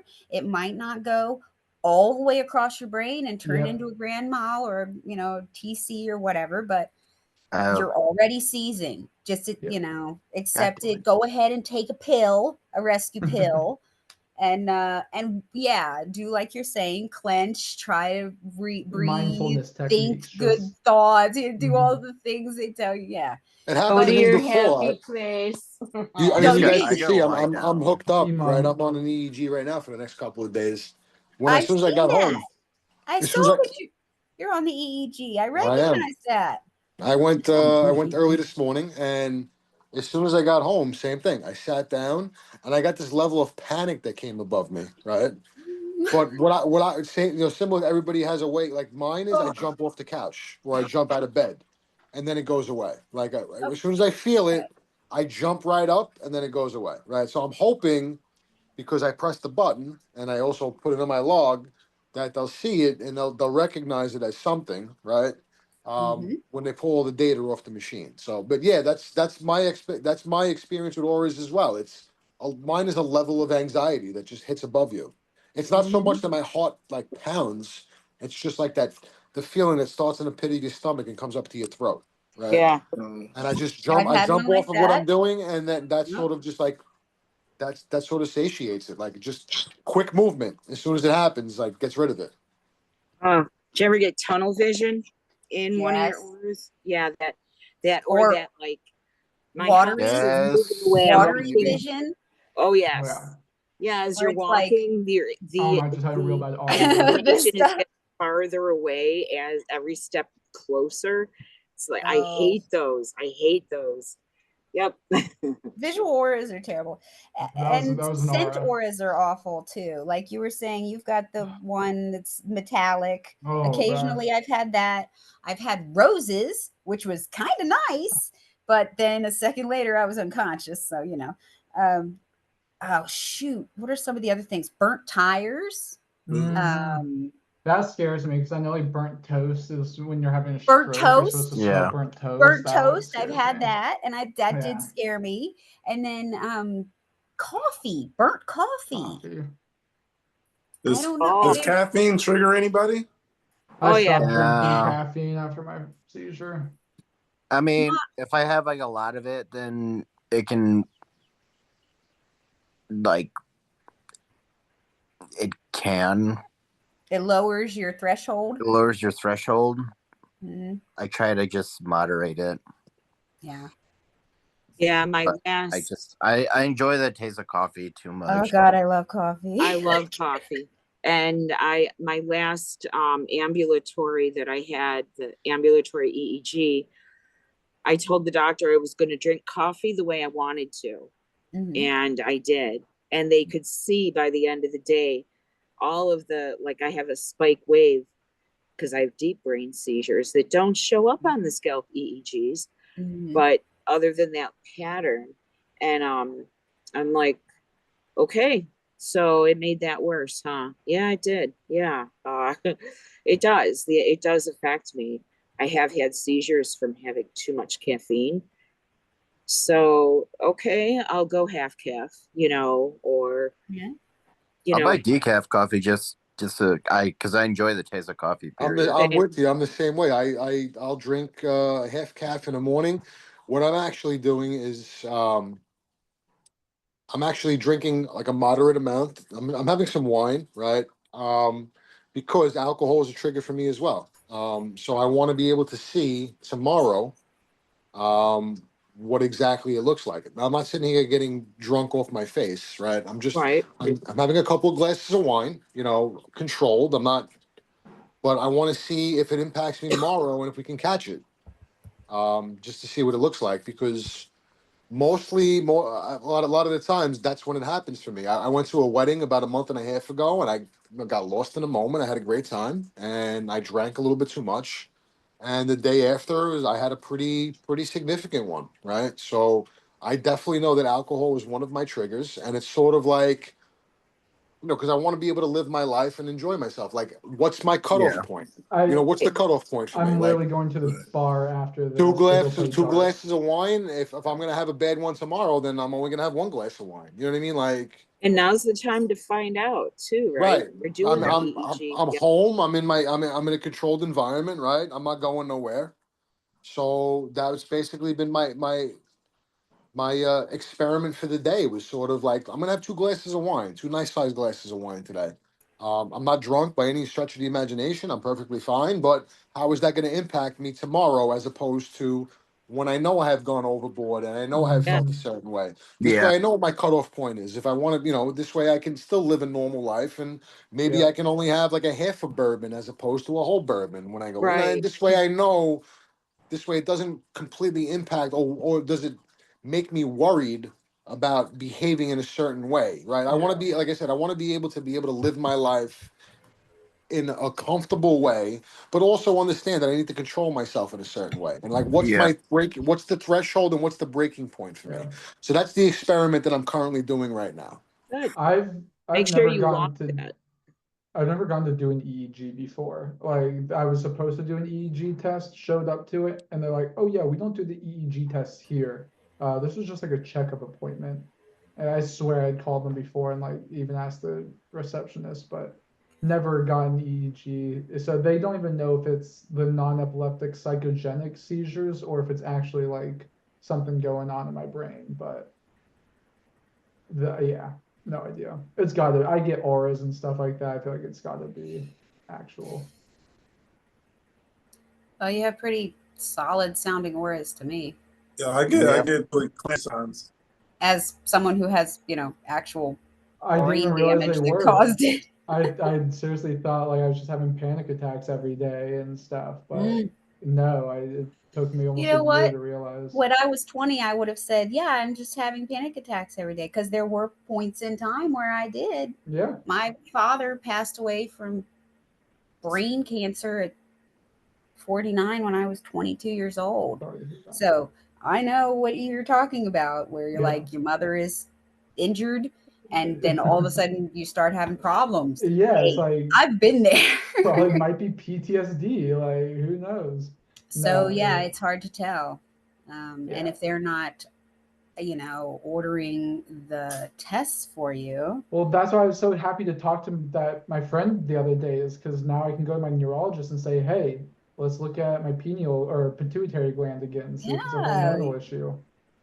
look at everything. Yeah. How else are they going to know? Yeah. Honestly, there's a whole lot of things they can do. There's some blood tests they can do too. Like they literally told me that like the cyst in my brain is pushing against my pituitary gland, which is probably why I look like 18 years old at 25. And they never actually said, hormones do influence seizures, so let's take a peek. He just said, probably not the issue. Moved on. Could be, Could be. maybe they need to be giving you some probably. additional hormone therapy. Who knows? Yeah. Yeah. Plus, you can get a second opinion more than once. Exactly. Unfortunately, I had about negative $4,000 to my name at that point. I could not afford a second opinion. Yeah. I just got my tax return back. I finally have money in my savings account. I got $100. 9 cents sitting in I there. had $100. I know, me too. I got 140. I fucking hate it. And I got to order my cannabis magic. So, that's yeah. I got you. Yeah. No, I really showed all my coworkers my bank account today because I was so excited to have money in it for once. Like, oh my god. So, yeah. I read something recently that said there was a question. It asked, is there anything to use after you chew your tongue up if your tongue is hurting 2 weeks after? Please, holy shit. I'm the peroxide queen. Okay. That's what I would say too. The hydrogen peroxide. Read the bottle. That's all you got to do. Yeah. It's been a really long time since I've had a tonic clinic, so I can't remember. I just dealt with it for the week. Oh man, it's a miserable week and a half though. Like, yeah. Like, hey, do you want to go out for food? Yeah. Yeah, we're gonna go out to Cheddar's. I'm like, okay. And just fucking sit there and eat. Yeah. You're just like, you're there, but you're not. Just don't give me Doritos, okay? Oh God, no. But no, I use peroxide. I had a really bad laceration on my tongue once, and I went to my dentist, and he sent me to a special surgeon, and that's how bad my tongue was. And they had me use just a flush of peroxide and water. Yep. And they said, just do this all the time because it reduces the swelling. It reduces anything that needs to come off, so you're not chewing on it, and it heals it up so fast. And I just did it again the other night, and I'm like, oh, geez, here we go. That's what they have you do if you have braces and you have a lot of scar tissue on the inside of your mouth too. That was why I knew what to do. Yeah, having braces is like 12 or whatever. Yeah, as much as I hate it, it works, and it works. It does. It tastes awful, you're right, but it does. But you can it's rinse worth it out, but it works. And I've done all of it. I've done Ambisol, I've done clove oil, I've done biotin, I've done all of it. Nothing beats peroxide, and it fits our budget. Okay.